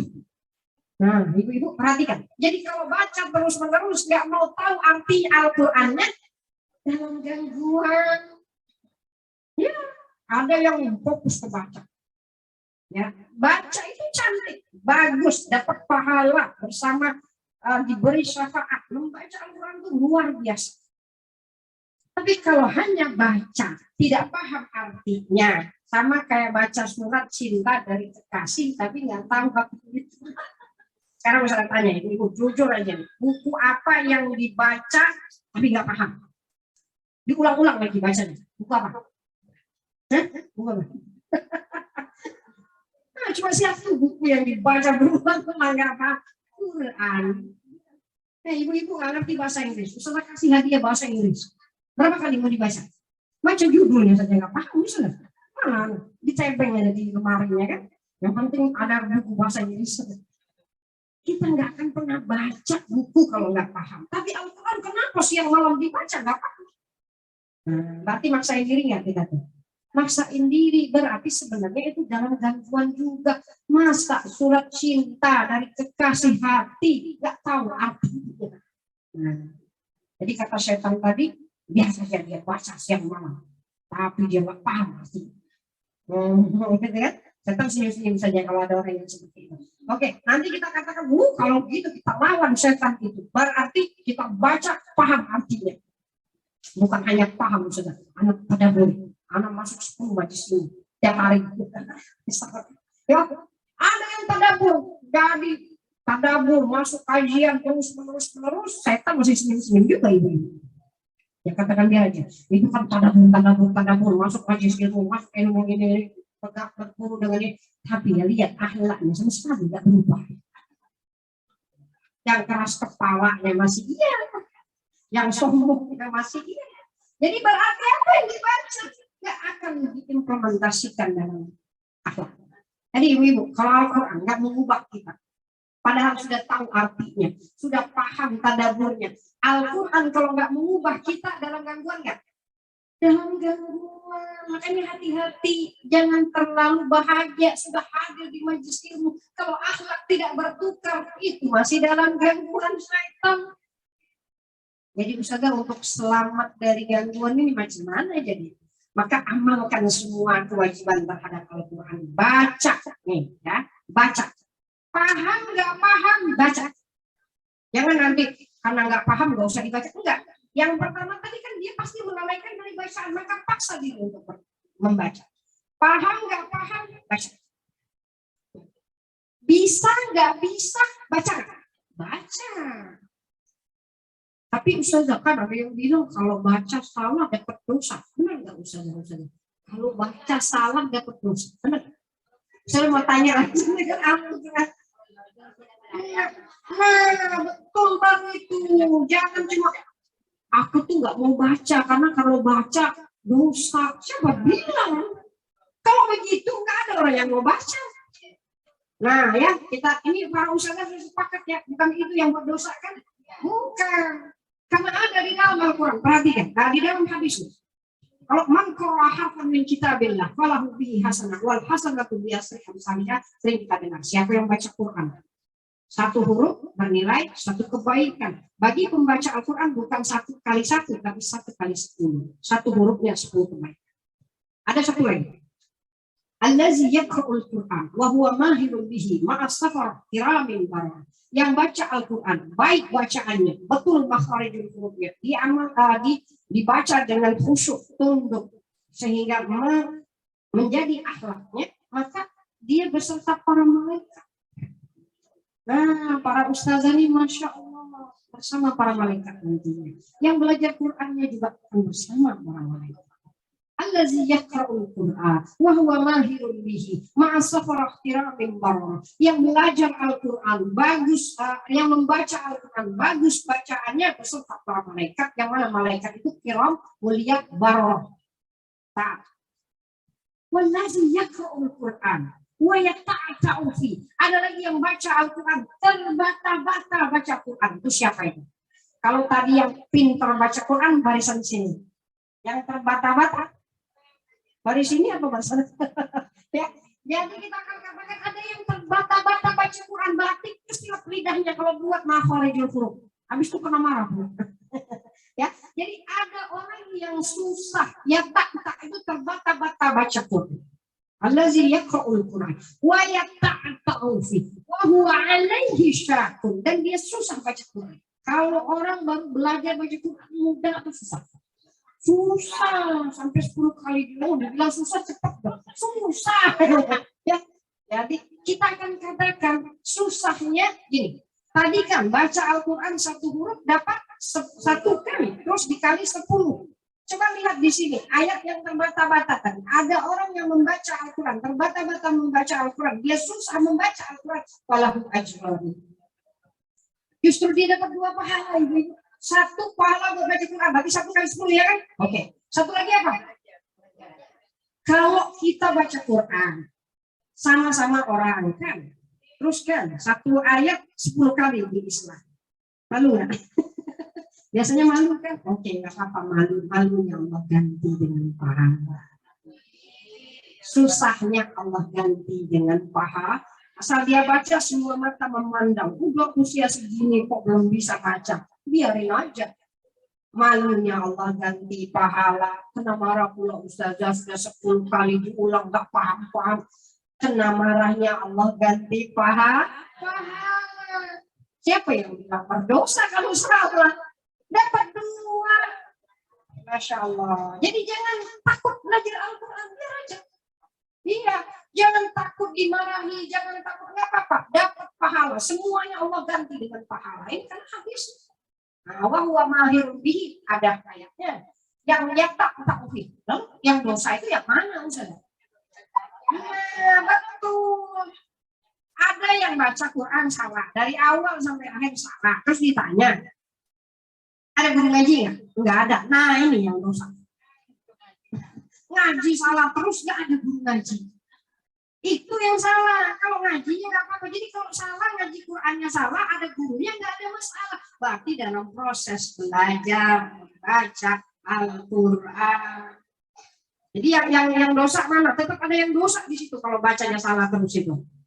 Berarti ketika dia membaca terus-menerus tapi nggak ada guru, sementara masaknya sudah pintar. Kan dulu kawin nikah nggak pintar masak, begitu 5 tahun sudah jadi istri sudah pintar masak, tapi ngaji nggak pintar-pintar. Nah itulah yang berdosa tadi. Giliran masak belajar, giliran apa-apa belajar, tapi Quran nggak mau belajar. Padahal Al-Quran itu pusat daripada ibadah kita. Ya, jadi berarti tadi kita akan katakan. Kalau misalkan kewajiban yang pertama dengan Al-Quran itu 1, baca. Paham nggak paham, baca. Bisa nggak bisa, baca. Setelah baca, hafalin kalau bisa. Kan yang belakang-belakang tuh boleh kan tiap kali. Jangan dari depan Al-Baqarah. Mulai dari belakang. Oke, baca, hafal, kan cantik menghafal Al-Quran itu, ya kan? Oke, setelah itu jadiin wirid. Allah, jadiin wirid karena Al-Quran kalau dihafal nggak dijadiin wirid cepat nggak lepasnya, cepat hilang. Makanya ibu kalau ditanya kenapa harus menghafal Al-Quran, mau dijadikan wirid. Apalagi kalau kita lagi nggak sholat, kan kita ada 7 hari, mungkin 3 hari kita nggak bersama Al-Quran, nggak boleh menyentuh Al-Quran, tapi kalau menghafal boleh. Apa yang kita sudah hafal kita ucapkan lagi. Jadi membaca kemudian menghafal dijadikan wirid lepas sholatnya atau dalam sholatnya baca ayat-ayatnya. Jangan kulhu inna atoina dari subuh sampai isya itu aja 2 aja dapatnya, diulang terus, tambah terus. Yang kedua terjemahkan, kemudian pahami ayatnya, kemudian apalagi sentuhkan hati.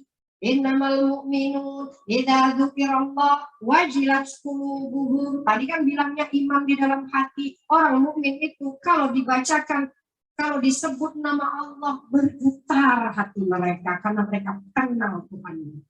Wa idza tuliyat alaihim ayatuhu zadatuhum imana. Kalau dibacakan ayat-ayat Al-Qur'an bertambah-tambah imannya. Berarti kalau bertambah iman, paham nggak dengan isi Qur'annya? Paham, paling nggak terjemah. Biasanya terjemah belum begitu mewakili. Tadi kan Ar-Rahman Allamal Quran khalaqal insan. Kalau cuma terjemah biasa aja kan ayat ini. Yang maha berkasih sayang, yang mengajarkan Al-Quran, yang mencipta manusia. Nggak pernah tuh berpikir kalau ayat itu Allah balik kan. Berarti perlu pemahaman yang lebih dalam dan banyak ayat Al-Quran yang harus kita renungkan. Banyak sekali. Dan itu mukjizat yang luar biasa. Jadi sentuhkan hati sehingga hadir rasa cinta, hadir rasa takut. Yang terakhir diamalkan. Jadikan Al-Quran itu akhlak. Rasulullah SAW itu kan Quran yang berjalan, bukan Quran Al-Quran yang bicara. Maka berarti sudah pada waktunya umat Islam bukan hanya menjadikan Qurannya di lisan, tapi nggak masuk ke dalam hati, tidak membentuk akhlak. Makanya nanti kita jumpai banyak hafizul Quran, tapi na'udzubillah, semua na'udzubillah, melakukan maksiat.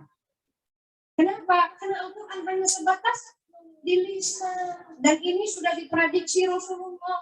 Saya belal Quran fi suduri akwam. Kelak Al-Quran akan menjadi lapuk di dada-dada kaum.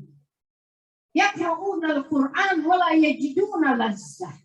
Mereka baca Al-Quran tapi sedikit pun tidak menikmati bacaannya. Kan enggak paham artinya. Padahal ayat Qurannya bicara tentang surga, tapi enggak bahagia hati. Nah, ini yang kita akan katakan. Ada juga dikatakan nanti di akhir zaman ada orang yang baca Al-Quran tapi bacaannya enggak sampai berhenti hanya di kerongkongan. Jadi sampai sini nih. Kalau baca Quran di sini aja sampai sini. Enggak ke sini Quran. Berarti hanya dibaca tapi enggak masuk ke hati. Nah, ini berarti kan bertambah lagi enggak kewajiban kita terhadap Al-Quran? Bertambah.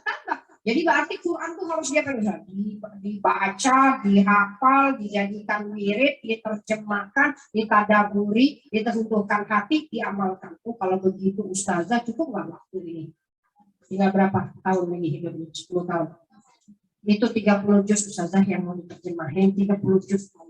Berarti kan kita ini menyanyiakan waktu selama ini. Tapi masih sempat pegang handphone berjam-jam, itu anehnya. Padahal waktunya di dunia tinggal sedikit. Jadi gimana Ustazah harusnya gerakannya dipercepat? Lari, ibu-ibu sama Quran lari, jangan jalan di tempat. Santai-santai. Maka berkajiannya dikencengin. Kalau boleh wahai Allah, izinkan kami untuk mentadaburi semua ayat-ayatnya. Ustazah pernah dulu hanya sekadar mukadimah dari surah Al-Baqarah. Al-Baqarah itu ibu-ibu ada 1000 perintah, ada 1000 larangan, ada 1000 khabar. 1000 itu dari mana kita dapat kalau nggak pernah mengkaji langsung masuk surah Al-Baqarah. Kita tadi An-Nas saja belum lepas tuh. Jangankan An-Nas, sudah Fatihah aja nggak lepas. Setelah ada buka satu kajian Al-Fatihah, 1 tahun Bu, baru selesai. Setiap basmalah, basmalah 3 kali. Hamdalah iya, bahasan Fatihah itu sampai 1 tahun. Ya karena ngajinya sebulan 2 kali. Ya, kalau setiap hari ya cepat selesai. Jadi masya Allah itu kewajiban. Kalau semua itu sudah ditunaikan, barulah kita katakan lepas dari gangguan. Ya, jadi berarti jangan bersantai-santai kalau hanya tahu bacaan, diperkuat lagi dengan pemahaman, diperkuat lagi dengan amal. Nah, kalau sudah Al-Quran dijadikan akhlak, barulah lepas dari gangguan syaitan. Jadi ini saja yang boleh bisa sampaikan. Mudah-mudahan ini menjadi satu motivasi.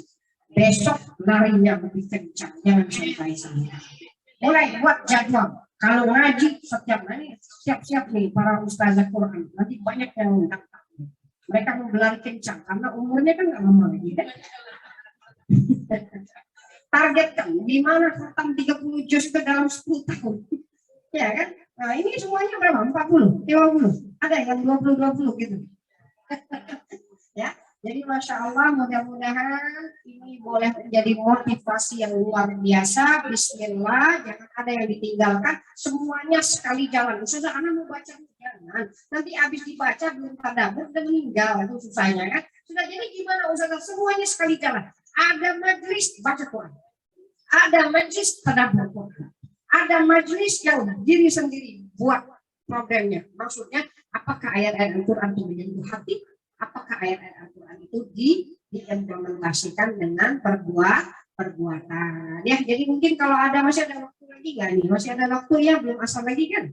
Nah, ya, silakan kalau misalnya ada tanya jawab bisa disebutkan kepada Ustaz Mimi. Baik, alhamdulillah, kita telah banyak mendengarkan materi yang mendalam tentang bagaimana seharusnya kita berinteraksi dengan Al-Quran dan bagaimana kedudukan Al-Quran di kehidupan kita semua. Kita sudah sampai yang mana nih?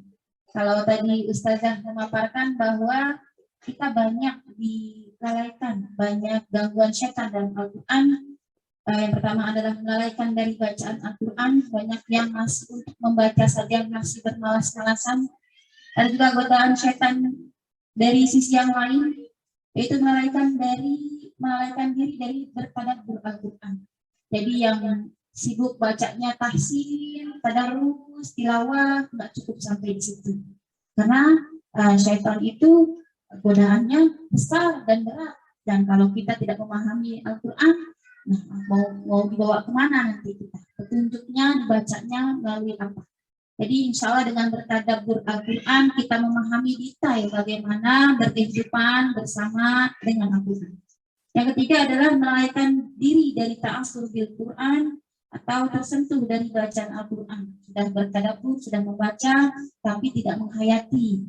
Jadi bertadabburnya sambil kesana kemari, hatinya tidak ikut duduk bersama dalam berkajian. Yang keempat, mengamalkan dari pengamalan Al-Quran. Jadi udah ngaji, udah tadabbur, sudah juga menghadirkan hati dengan Al-Quran. Nah, yang terakhir adalah mengamalkan Al-Quran. Jadi setan menggoda kita untuk menghalangi kita dari mengamalkan Al-Quran. Nah, ini yang sangat kita jaga. Jadi tidak pernah puas dengan ilmu agama. Nah, dengan salah satunya dengan menghadiri majelis-majelis Al-Quran. Alhamdulillah dengan hadirnya kajian hari ini, semoga ini menjadi pencetus atau pionir kita untuk kedepannya lebih bersemangat lagi dalam menghadiri kajian ilmu. Kalau seumpamanya nih, Mimi ke depan mau bikin pengajian lagi, kira-kira ada yang mau hadir nggak? Kira-kira kalau nggak disediain makan, Mas mau hadir nggak, Ustazah? Kira-kira yang mau makan, Masya Allah. Jadi memang cita-cita Mimi, Ustazah, punya rumah suatu saat, punya rumah sendiri yang besar, pengen bikin pengajian. Tapi Allah kasih amanah rezeki, dapat titipan dapat pinjaman rumah dari ibunda saya, rumah yang cukup besar ya teman-temannya untuk berkajian. Semoga mengalirkan pahala tiada henti untuk ayah dan ibunda saya. Semoga menjadi pemberat timbangan pahala di yaumul hisab. Amin, amin, insyaallah. Baik, umat semua, Ustazah tentunya memberikan kesempatan bila di antara umat semua memiliki pertanyaan tentang Al-Quran. Apa punya kendala setiap kali baru megang Al-Quran udah ngantuk? Nah. Baik, kita buka forum pertanyaan untuk para jamaah semua. Di sini kita pengajiannya nggak usah terlalu serius, ya. Nah, yang penting nyaman, yang penting rasa tumbuh, rasa kecintaan kita terhadap Al-Quran tumbuh. Nah, karena kita lama ya. Iya. Boleh, Masya Allah. Baik, ada yang ingin bertanya? Atau kalau nggak ada yang nanya, ditanya. Iya, boleh. Oh, iya, silakan dengan ilmuhannya. Tanya Ustazah. Ya. Assalamualaikum warahmatullahi wabarakatuh. Saya hormati Ibu Ustazah Ipanilah dan juga para ustazah teman-teman saya, alhamdulillah kami juga dan juga semuanya ibu-ibu yang sudah depan semuanya kita banggakan yang saya hormati. Mungkin siang ini alhamdulillah saya memang beberapa kali pengajian dari Ibu ini saya nggak pernah hadir, tapi alhamdulillah hari ini saya bisa hadir ya. Kebetulan saya bertemu dengan ibu saya ingin menanyakan, memang saya suka tadabbur Al-Quran, atau mungkin bukan, saya juga mungkin kita ngajar hanya sebagai orang, tidak hanya memberikan arti atau daripada pengertian tentang Al-Quran, tapi karena kebanyakannya kita itu adalah hanya memberikan bagaimana membaca Al-Quran itu yang baik, dan panjang pendeknya, sehingga juga kita mengajarkan dengan semuanya tadi. Itu yang saya ajarkan, itu yang paling pokok ya. Cuman kita tidak menandakan bahwa artinya atau maksud-maksudnya begitu. Dan bagi saya sendiri juga mungkin sekian umur saya belum bisa memahami sepenuhnya tentang Al-Quran. Tapi saya kalau artinya mungkin kita bisa, tapi kalau pemahamannya itu yang paling susah. Itu yang paling susah. Nah, bagaimana caranya untuk kita lebih memahami seperti apa yang dikatakan dalam surat Ar-Rahman, yang kita tahunya itu kan Ar-Rahman, Al-Quran, Khalaqal Insan. Itu artinya hanya itu bukan, ternyata itu lebih luas dan lebih subhanallah. Ternyata kita ini yang harus dikembalikan adalah pembelajaran Al-Quran terlebih dahulu. Nah, itu hal-hal itu yang seperti itulah yang mungkin kita banyak gitu kan. Hanya kalau kita membaca artinya aja kita bisa. Tapi cara memahaminya itulah yang kita susah. Dan ada memang pernah ada satu ustaz memberikan, ibu memang Al-Quran itu gimana kita membawanya, artinya juga gimana kita membawanya. Kalau kita membawanya, pengertiannya diarahkan ke hal yang positif, itu kita akan lebih baik. Dan kita mengambilnya dengan yang negatif, tidak akan ke bawah dengan negatif. Nah, saya itu kadang-kadang ada satu ketakutan, gitu kan. Itu caranya gimana gitu. Mungkin itu aja yang saya akan sampaikan, dan saya juga ingin mempelajari arti daripada Al-Quran itu semua, juga ingin sekali mengajarkan kepada istilahnya para jemaah untuk bagaimana artinya. Pernah saya mengajarkan mungkin dari Fatihah sampai doa muslimat, cuman hanya asbabun nuzulnya aja. Itu cuman untuk lebih mendalamnya saya nggak bisa. Itu mohon maaf. Wassalamualaikum warahmatullahi wabarakatuh. Jazakumullah khairan kepada Ustazah Umi Hani atas pertanyaannya. Baik, saya sampaikan langsung ke Ustazah. Oke. Jadi memang kalau kita katakan step yang pertama itu harus ya, bukan kata kita mencintai bacaan Al-Quran. Masya Allah, membaca Al-Quran itu luar biasa. Ada kadang mungkin ada yang mengatakan begini, Al-Quran itu nggak paham saja luar biasa hasilnya. Kita ini nggak paham, tapi kenapa Al-Quran itu menenangkan hati? Betul. Itu diantara keistimewaan tadi, banyak kitab yang nggak paham bertahun-tahun karena dia memberi khasiat, dia memberi mukjizat, mendatangkan ketenangan. Tapi Masya Allah, kalau nggak paham saja boleh menghadirkan ketenangan, bagaimana kalau paham? Bisa 3 kali lipat ibu-ibu menghadirkan ketenangan. Al-Quran kalau dibaca menghadirkan ketenangan, nggak paham itu menghadirkan ketenangan saat baca. Tapi kalau paham boleh menghadirkan ketenangan seumur hidup karena paham nilai-nilai Al-Quran. Al-Quran itu kitab kehidupan. Rasulullah itu adalah Quran yang berjalan. Nah, jadi memang saya akui karena Al-Quran itu berbahasa Arab, sebenarnya memang dari awal harus belajar bahasa Arab. Tapi gimana Ustazah, kita nggak apa-apa. Nanti insya Allah kalau memang nggak bisa bahasa Arab, minta sama Allah hadirkan guru yang tahu bahasa Arab, lalu menerjemahkan bahasa Arab itu, lalu menjelaskan ke kita dengan bahasa yang mudah, praktis, indah. Allah hadirkan nanti guru-guru yang mau menerjemahkan untuk kita tafsir Al-Quran yang berbahasa Arab. Tadi Ar-Rahman 1-3 itu berbahasa Arab, ibu-ibu. Ustazah coba untuk sampaikan dengan bahasa yang sederhana. Mungkin kita akan berdoa seperti itu. Tapi kalau kita punya anak-anak, maka Masya Allah, jangan terlambat seperti kita. Ya, ajarkan anak-anak itu bahasa Arab dari awal. Karena dia akan menikmati hidangan Al-Qurannya kalau dia paham bahasa Arab. Maka kita akan katakan di dalam Al-Quran itu banyak sekali istilah, banyak sekali kata kerja, banyak sekali kata-kata yang berbahasa Arab, dia punya makna yang berbeda di dalam Al-Quran. Ada satu kata beda-beda dalam penafsirannya. Misalnya kalau misalnya Ustaz cek ya, misalnya ada kata al-khawf, khawf itu takut kan? Khosyah juga takut. Apa beda khawf dengan khosyah? Sama-sama takut kalau diartikan, makanya terjemahan nggak bisa mewakili Al-Quran.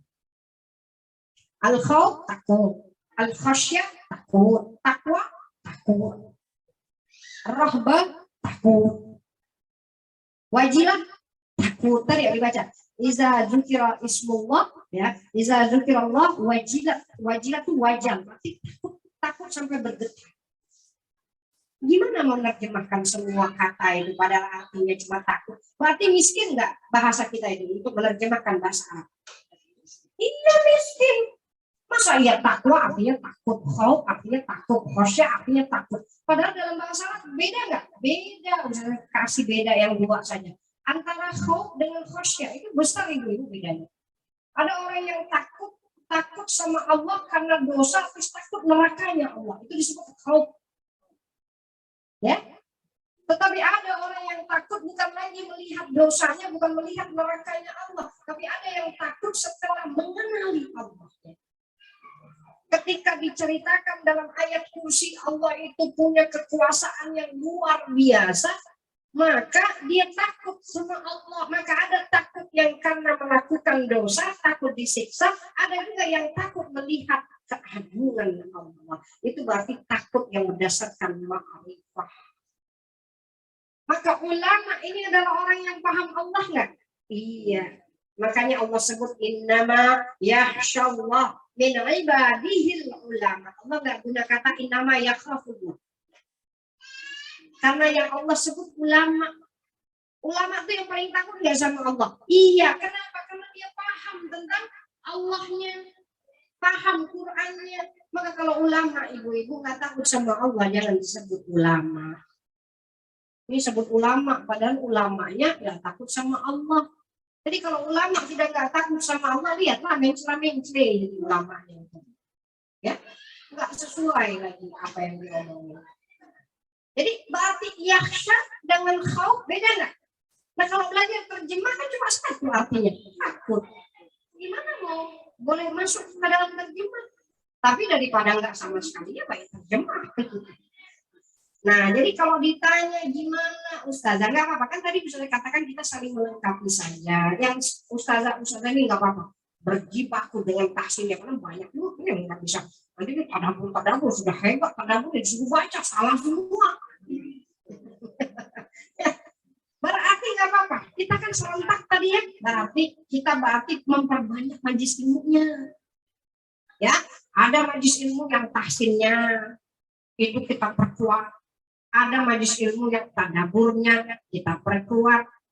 Ada majlis ilmu yang nanti mungkin membicarakan nilai-nilai Al-Qur'annya bisa diimplementasikan nggak di dalam Al-Qur'annya dan lain sebagainya. Jadi nggak apa-apa kita berjalan bersama-sama beriringan. Kalau memang ternyata tapi kita juga belajar lagi. Jadi ada banyak misalnya ada guru tadabur belajar dengan guru tahsin, ya kan, mungkin membetulkan bacaan.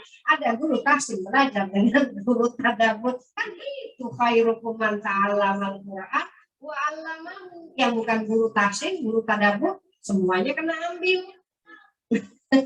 Berarti banyak ibu-ibu tugas ke depan itu. Jadi jangan katakan kita boleh bersantai-santai. Ini ada waktu lagi untuk bersantai-santai. Benturkan dirinya dengan Al-Quran. Buat istimewa ya. Jadi kalau memang proses untuk memahami Al-Quran itu dari belajar bahasa Arabnya. Karena memang tafsir-tafsir itu ibu-ibu terkadang Ustazah kalau baca ya. Ustazah mau menyampaikan. Karena memang Ustazah fokus ke tadabbur. Karena alhamdulillah kan sudah dibantu dengan tahsin. Banyak ibu-ibu Ustazah ambil presiden. Terkadang bahkan Ustazah meminta sama Allah, ya Allah pahamkan mereka. Karena ini bahasa Arab dan Ustazah susah juga untuk mentranslate bahasa yang nggak ada terjemahannya dalam bahasa kita. Susah nggak? Susah. Tapi Allah Maha memudahkan. Bagi orang yang benar-benar ingin mengenali Qur'annya, panjatkan doa-doa indah di malam-malamnya.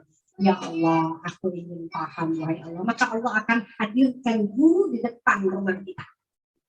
Saya selalu katakan, jika murid tulus meminta dari Allah, maka Allah hadirkan guru di depan rumahnya. Berarti akan Allah mudahkan nanti ibu mendapatkan ustadz-ustadz yang luar biasa dalam mentadaburi ayat-ayat Allah. Mintanya sama siapa? Minta sama Allah, kan sudah di sini juga dihadirkan Allah.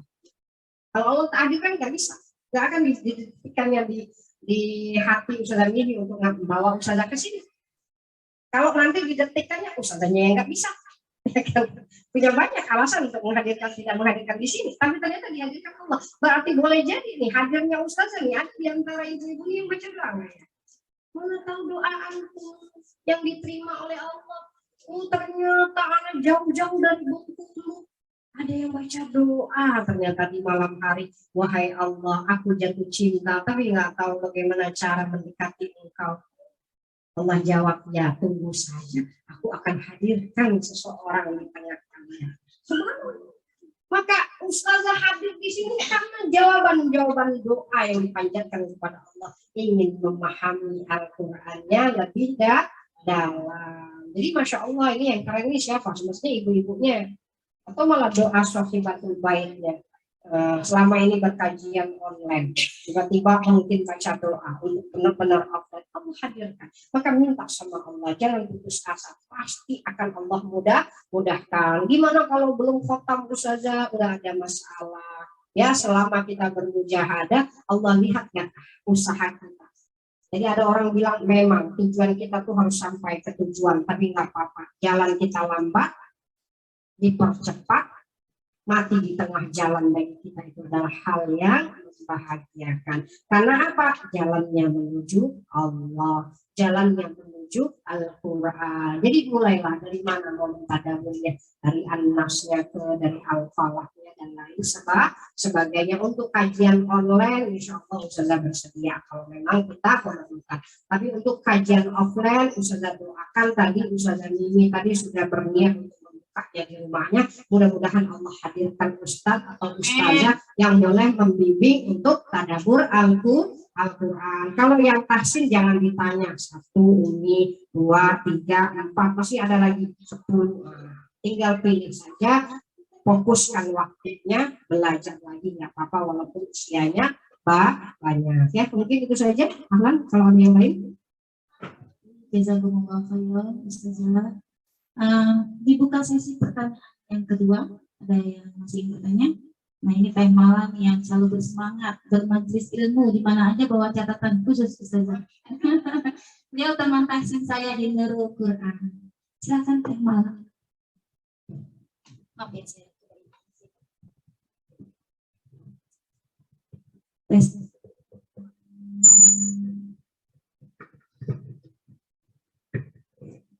Assalamualaikum warahmatullahi wabarakatuh. Terima kasih kepada Ustazah Mimi yang dikasih kesempatan. Bumi, saya mau nanya, tadi kan ada membaca Al-Quran itu al-istidat an-nafsi, ya membaca auzubillah dan basmalah. Kan ada salah satu surat at-taubah gitu kan, boleh baca basmalah, tapi kadang saya lupa gitu. Kita baca langsung istighfar atau gimana tuh? Yang kedua, kalau saya mau hataman Al-Quran, saya niatkan pahalanya buat almarhum suami atau buat orang tua, boleh atau enggak? Sudah sekian, terima kasih. Wassalamualaikum warahmatullahi wabarakatuh. Waalaikumsalam warahmatullahi wabarakatuh.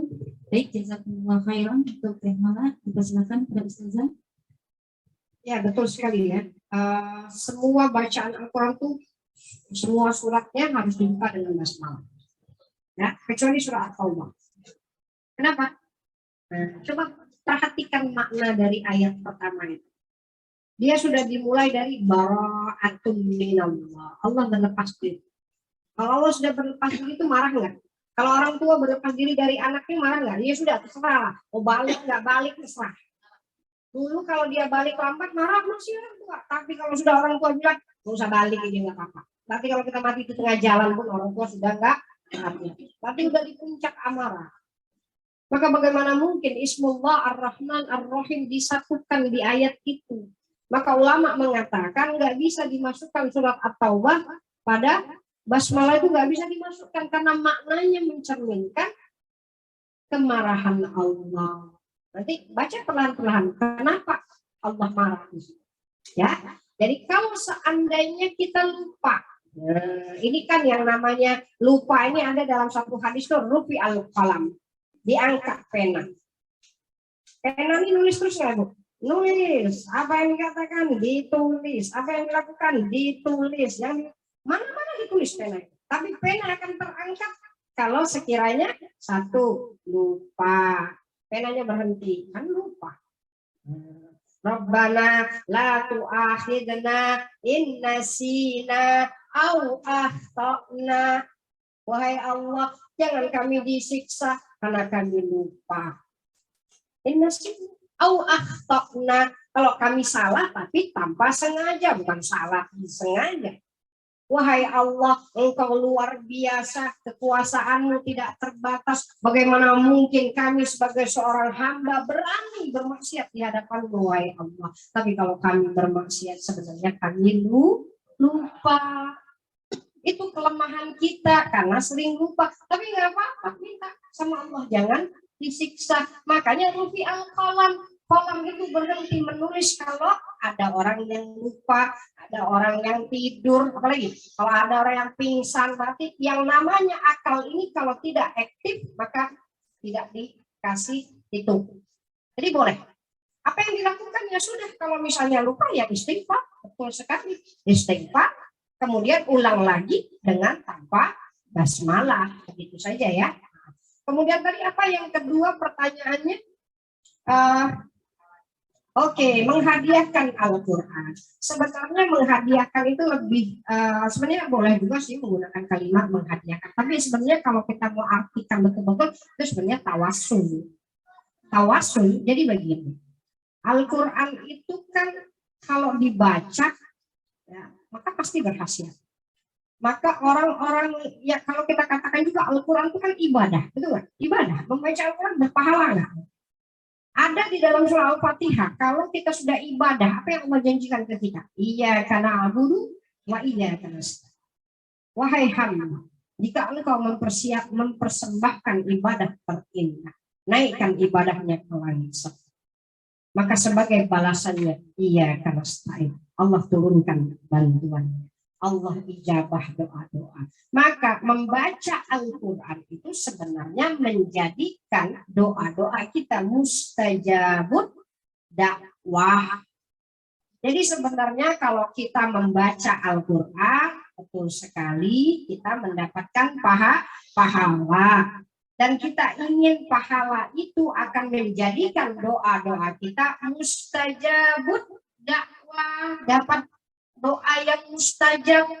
Maka selepas dari baca Quran kita niatkan, wahai Allah, Al-Quran ini boleh meluaskan kuburan orang tua, boleh menerangi cahaya di dalam kuburannya. Wahai Allah, aku punya doa, inilah doaku, aku sudah baca Al-Quran, mudah-mudahan doanya dikabulkan. Jadi banyak sekali kita bertawasul dengan amal soleh.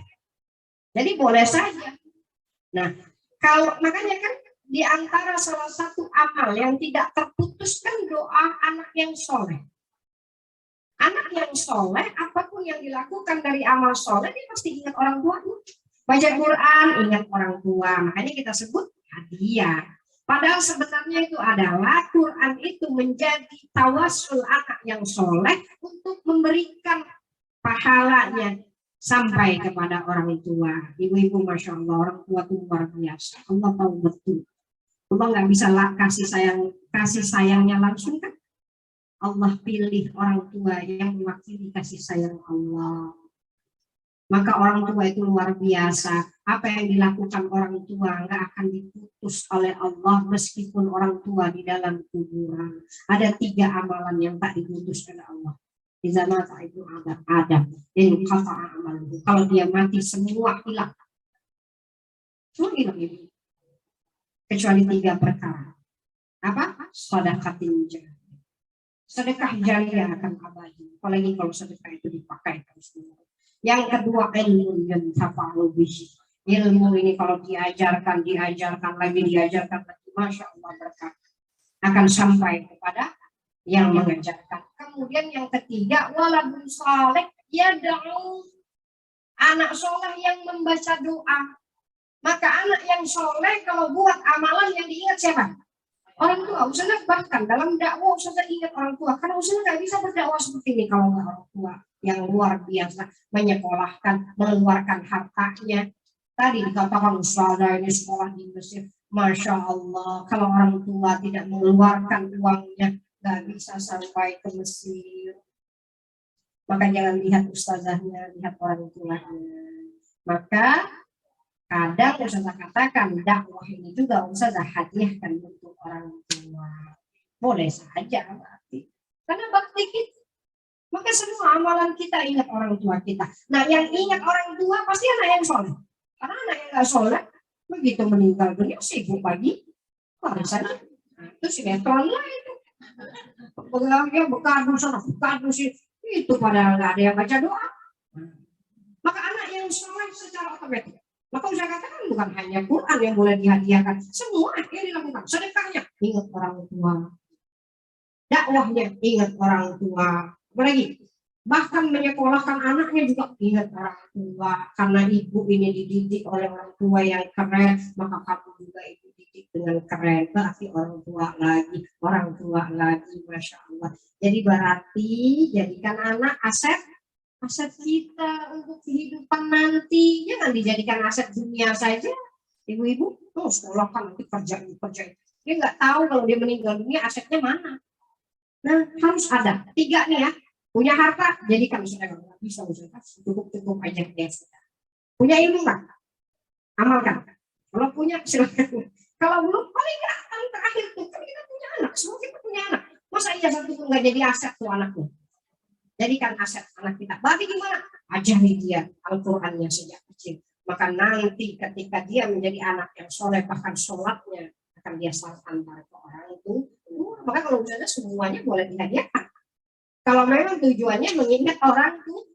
Karena apa? Allah sambung. Nanti ada ayat Quran yang saya lupa ada. Jadi orang-orang yang beriman dan keturunannya soleh, kami sambungkan amalnya ke orang tuanya itu. Berarti disambungkan Allah, berarti nggak akan pernah berhenti amal anak soleh. Karena apa? Dia jadi soleh kan orang tua. Jadi seperti itu ya. Jadi mungkin itu saja ya, sudah asar kan? Untuk suami yang meninggal, nah begini ya, kalau untuk suami itu kan berarti kan dia jatuhnya bukan anak yang soleh ya kan, maksudnya dengan suaminya kan. Tapi begini, segala orang yang berbuat baik kehidupan kita kan boleh saja kita doakan. Ya kan boleh saja kalau kita niatkan. Karena begini, kadang begini, misalnya selalu kan misalnya ada ibu-ibu gitu ya menuntut ilmu, ibu-ibu tenang begini menuntut ilmu itu siapa yang mampu? Suami. Ya, kita ini tadi pergi kajiannya, semua fasilitasnya suami. Beliin bajunya mungkin suami. Terus apa lagi? Nganternya, izinnya, semuanya. Maka boleh saja ya. Cuma memang dia tidak akan sedahsyat tadi anak yang soleh, ya kan? Boleh saja. Jadi kita mau mendoakan suami. Anggap saja sudah amalan-amalan itu tawasul kita. Tawasul kita karena setelah beramal kita berdoa untuk suami kita. Setelah beramal kita berdoa untuk orang tua kita. Jadi sebenarnya bisa saja. Kan boleh juga di dalam Al-Quran itu kan kita mendoakan orang-orang mukmin kan, berarti orang-orang yang mukmin saja boleh didoakan, ya kan? Dan sampai nggak doa kita ke sana? Sampai. Maka juga insya Allah kalau kita ingat perjuangan suami kita yang boleh mendekatkan kita kepada Allah yang amat biasa, sampai niatkan saja untuk mereka dalam bentuk doa. Jadi itulah bakti anak, bakti mungkin bakti istri. Insya Allah nanti kita berjumpa lagi kelak, disatukan lagi. Kalau ternyata suaminya soleh, istrinya soleha. Amin. Allahumma amin. Mau digantikan atau mau dicari ganti di sini? Ya, itu kepulangan jawab. Ya, oke. Mungkin itu saja. Ada lagi? Atau mungkin sudah kita tutup ya. Jadi kalau misalkan hadirnya dengan hati kan enak kan ya. Padahal sudah berapa lama nih? Gak sadar kan sudah hampir 2 jam? Nah, jadi ternyata ayat Allah itu indahnya luar biasa. Bahkan kalau ditadaburi lebih dari itu tuh sebenarnya nikmat. Tapi misalnya kasih nanti kaki-kakinya tuh udah lagi ya. Nah ya, jadi nggak apa-apa, kita punya hari yang lain, kita punya jam lain. Ustazah berharap bismillah semoga sedikit yang disampaikan ini menjadi semangat kita ya Bapak sama-sama bermujahadah, sama-sama bersungguh-sungguh. Insya Allah guru-guru kita sudah siap untuk membimbing kita dari bacaannya, dari tadaburnya dan lain sebagainya. Kalau sepanjang dari apa yang saya sampaikan atau menjawab pertanyaan, ada yang tidak berkenan di hati, ada yang silap-silap atau tersilap lidah tadi ketika menjelaskan ayat-ayat Al-Qur'annya, itu murni dari ustazah, tidak ada manusia yang sempurna, maka ustazah minta maaf. Kalau ada kebaikan semuanya datang dari Allah. Akhirul kalam. Assalamualaikum warahmatullahi taala wabarakatuh.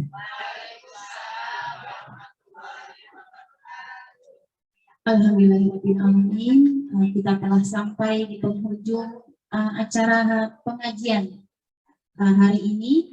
Alhamdulillah, jazakumullahu khairan kepada Ustazah Dr. Hajjah Fadilah Ulfa LCMA. Jadi bukan sekedar dokter ya Ummahat, tapi beliau juga sudah berhaji. Karena beliau bukan hanya bagus dalam mentadabbur Al-Quran, tapi beliau juga paham sekali bahasa Arab. Jadi kita belajarnya Masya Allah, Al-Qurannya dapat, bahasa Arabnya pun insya Allah dapat juga. Baik Ummahat, kita tutup ya kajian kita hari ini dengan membaca hamdalah. Alhamdulillahirrahmanirrahim. Kita membaca surat Al-Asr. Bismillahirrahmanirrahim. Wal 'asr innal insana lafi khusr illal ladzina amanu wa 'amilus solihati wa tawassaw bil haqqi wa tawassaw bis sabr. Doa membaca doa kafaratul majlis. Subhanakallahumma wa bihamdika asyhadu an la ilaha illa anta astaghfiruka wa atubu ilaik. Yang benar datangnya dari Allah. Mimi mohon ampun kepada Allah. Billahi taufik wal hidayah. Wassalamualaikum warahmatullahi wabarakatuh.